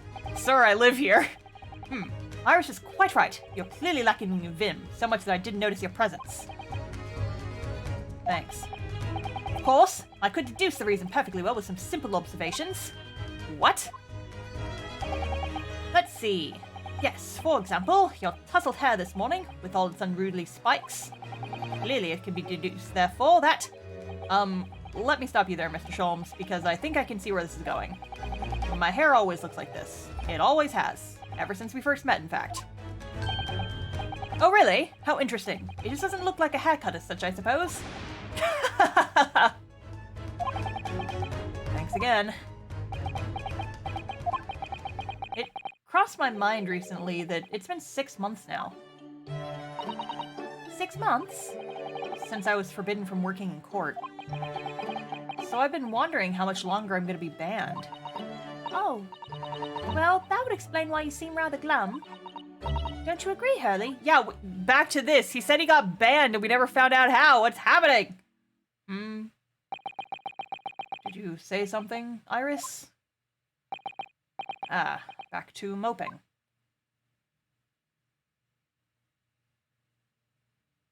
This game is teasing me along with itty-bitty little bits of breadcrumbs, and I'm just like, I'm playing Pac-Man with them. I want to get to the trail. I want to get him. Ah! What's the matter with Mr. Sholmes today? Seems even more down in the dumps than me. I know! And the great exhibition is open. You'd think you'd be excited. Oh, why don't we all go see it together? I want to! Of course I do, but I can't. Not for the time being. Why not? Why not? Why not? Because I'm a great detective after all. So you're embroiled in some tricky case that you can't be distracted from, is that it? I don't remember hearing that you're working on a case, Hurley. I suppose I should try to find out what's going on.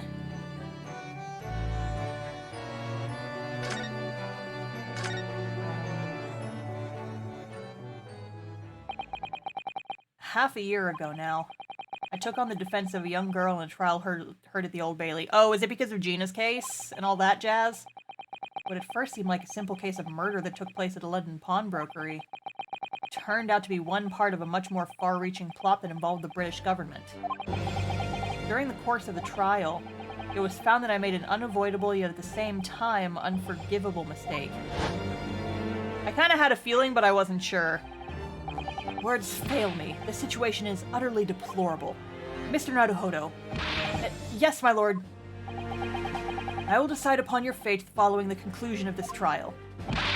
Of course, my lord.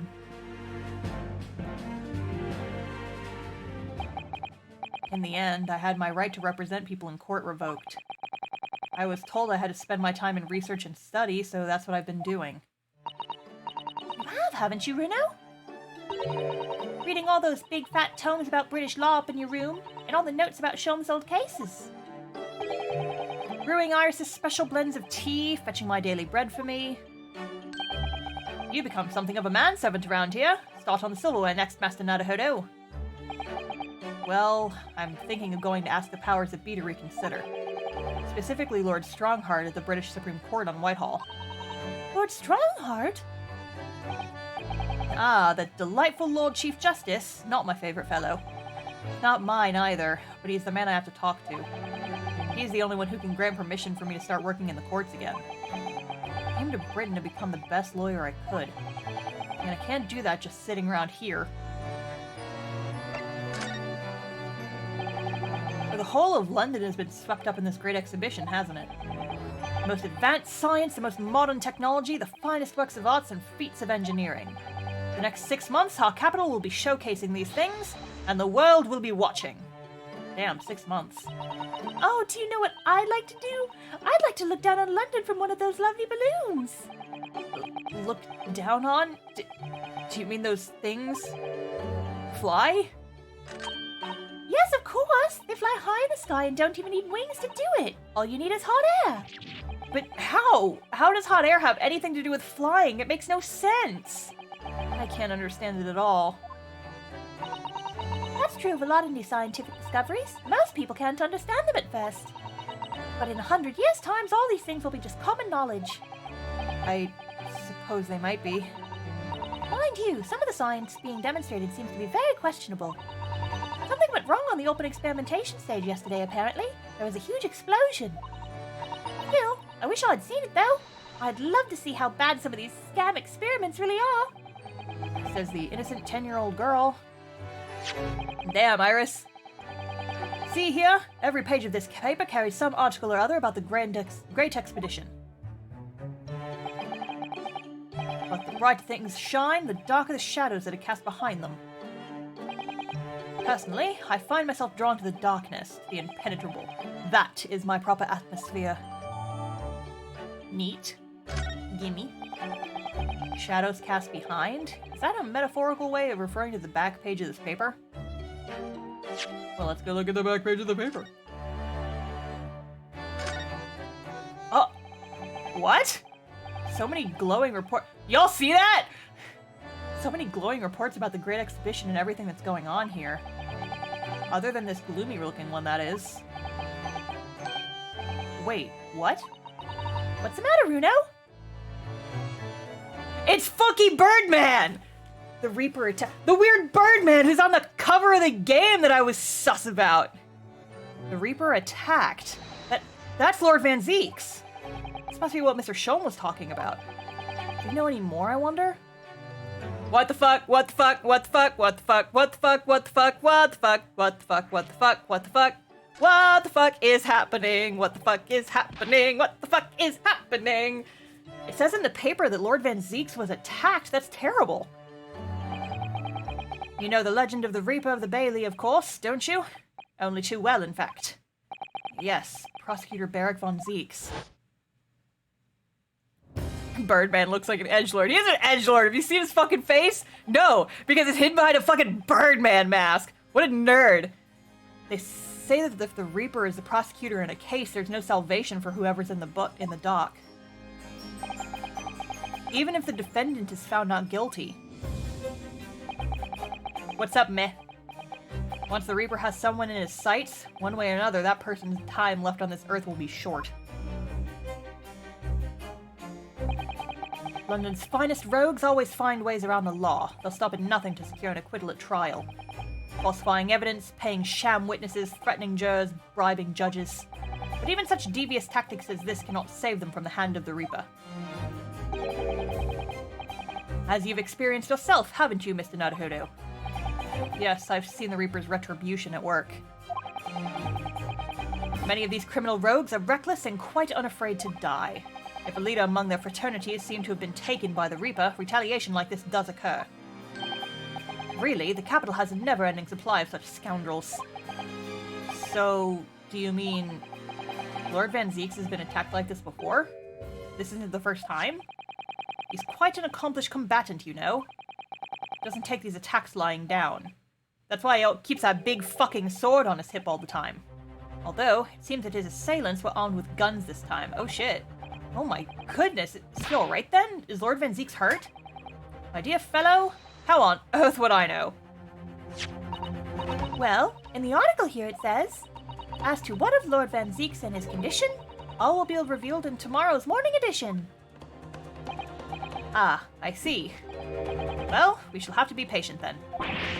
No, I can't wait until tomorrow! In that case, you shall have to inquire with somebody in the know. But who?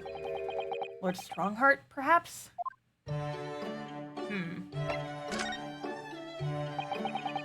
Are you investigating a particularly tricky case at the moment, Mr. Sholmes? You could say that, I suppose. Nothing more to add? That's not like you. Shh! Quiet, Mr. Naruhodo. We must not discuss it here. You never know who might be listening. You're acting very strangely, Hurley. What do you mean, Iris? Well, usually, the more mysterious and complicated a case is, the better Hurley's mood. Ah. Is it really a case that's bothering you? Iris, please, you mustn't exercise your astute powers of observation and deduction on me without invitation. Remember what I always say. Put yourself in the shoes of the individual about whom you're making deductions. You say that, do you? You, Mr. Sholmes? Never mind. Once I've had a cup of tea, I must make my way at once to the crime scene. That was a deep sigh.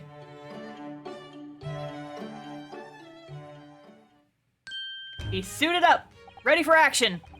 Well, I must be leaving now. Yes, understood. See you later, Mr. Sholmes. Ha! You really are shameless liars sometimes, my dear fellow. What? You seek to put me off my guard and follow me, don't you? Well, you would be wasting your time. The thought hadn't crossed my mind, but now I'm wondering where you're going. Well then, see you later indeed. Listen to him, still laughing on his way out of the door. Ha ha ha ha ha ha! Oh, look at her little outfit! I've seen pictures of this on Google. The little alternate outfit she's got. Her little traveling outfit is so cute. She's got little Mickey Mouse orbs. All right then, Bruno, let's get going. Oh, Iris, what are you wearing? I got changed into this to go into the Great Exhibition. You're going to make me late. What? But I was just about to go to the Supreme Court. Oh, well that sounds fun too. You're going to take me there then. Alright, fine. Just lower that weapon, would you? I have seen the DLC outfits, but I haven't, actually put them on in this game. I might. I haven't gone, playing around in the settings, because I'm never in the start menu for this game. Of course. And after the Supreme Court, then we'll go to see the Great Exhibition. Alright, I think that's a good place to leave it for the night. My brother will be home soon, so I can't play much longer. I feel like we've got some intro into the next case, which we will resume on Friday. Woo! Friday! We shall resume and continue on to case 3, where someone doth explode. Yee! And I cannot stress this enough.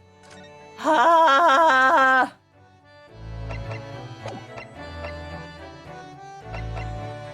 Yeah, I can't, switch outfits from this menu. I'd have to go back to the main menu. Okay! So, we will resume on Friday. For now, let's find someone to raid to finish out the stream. Oh, you guys, my dog just came and laid in her bed in my room.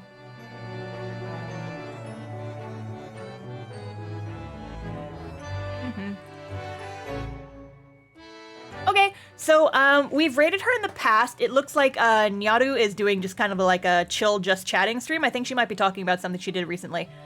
So we're gonna raid her. She's a VTuber pal of mine. So we're gonna go ahead and do that. So I will do my usual shilling. Thank you guys for hanging out and watching. I am very concerned about where this is going to go from here, but I am excited. So we will be, once again, we will be resuming on Friday.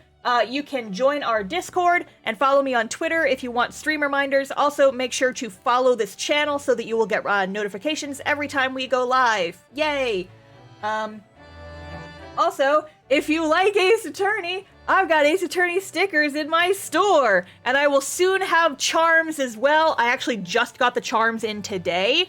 I'm not sure if I'm going to put them up on my store before this con I've got at the end of the month, but we shall see.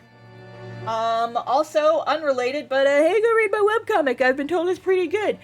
Anyway, so I am going to activate the raid. Once the little timer runs out, it'll happen automatically.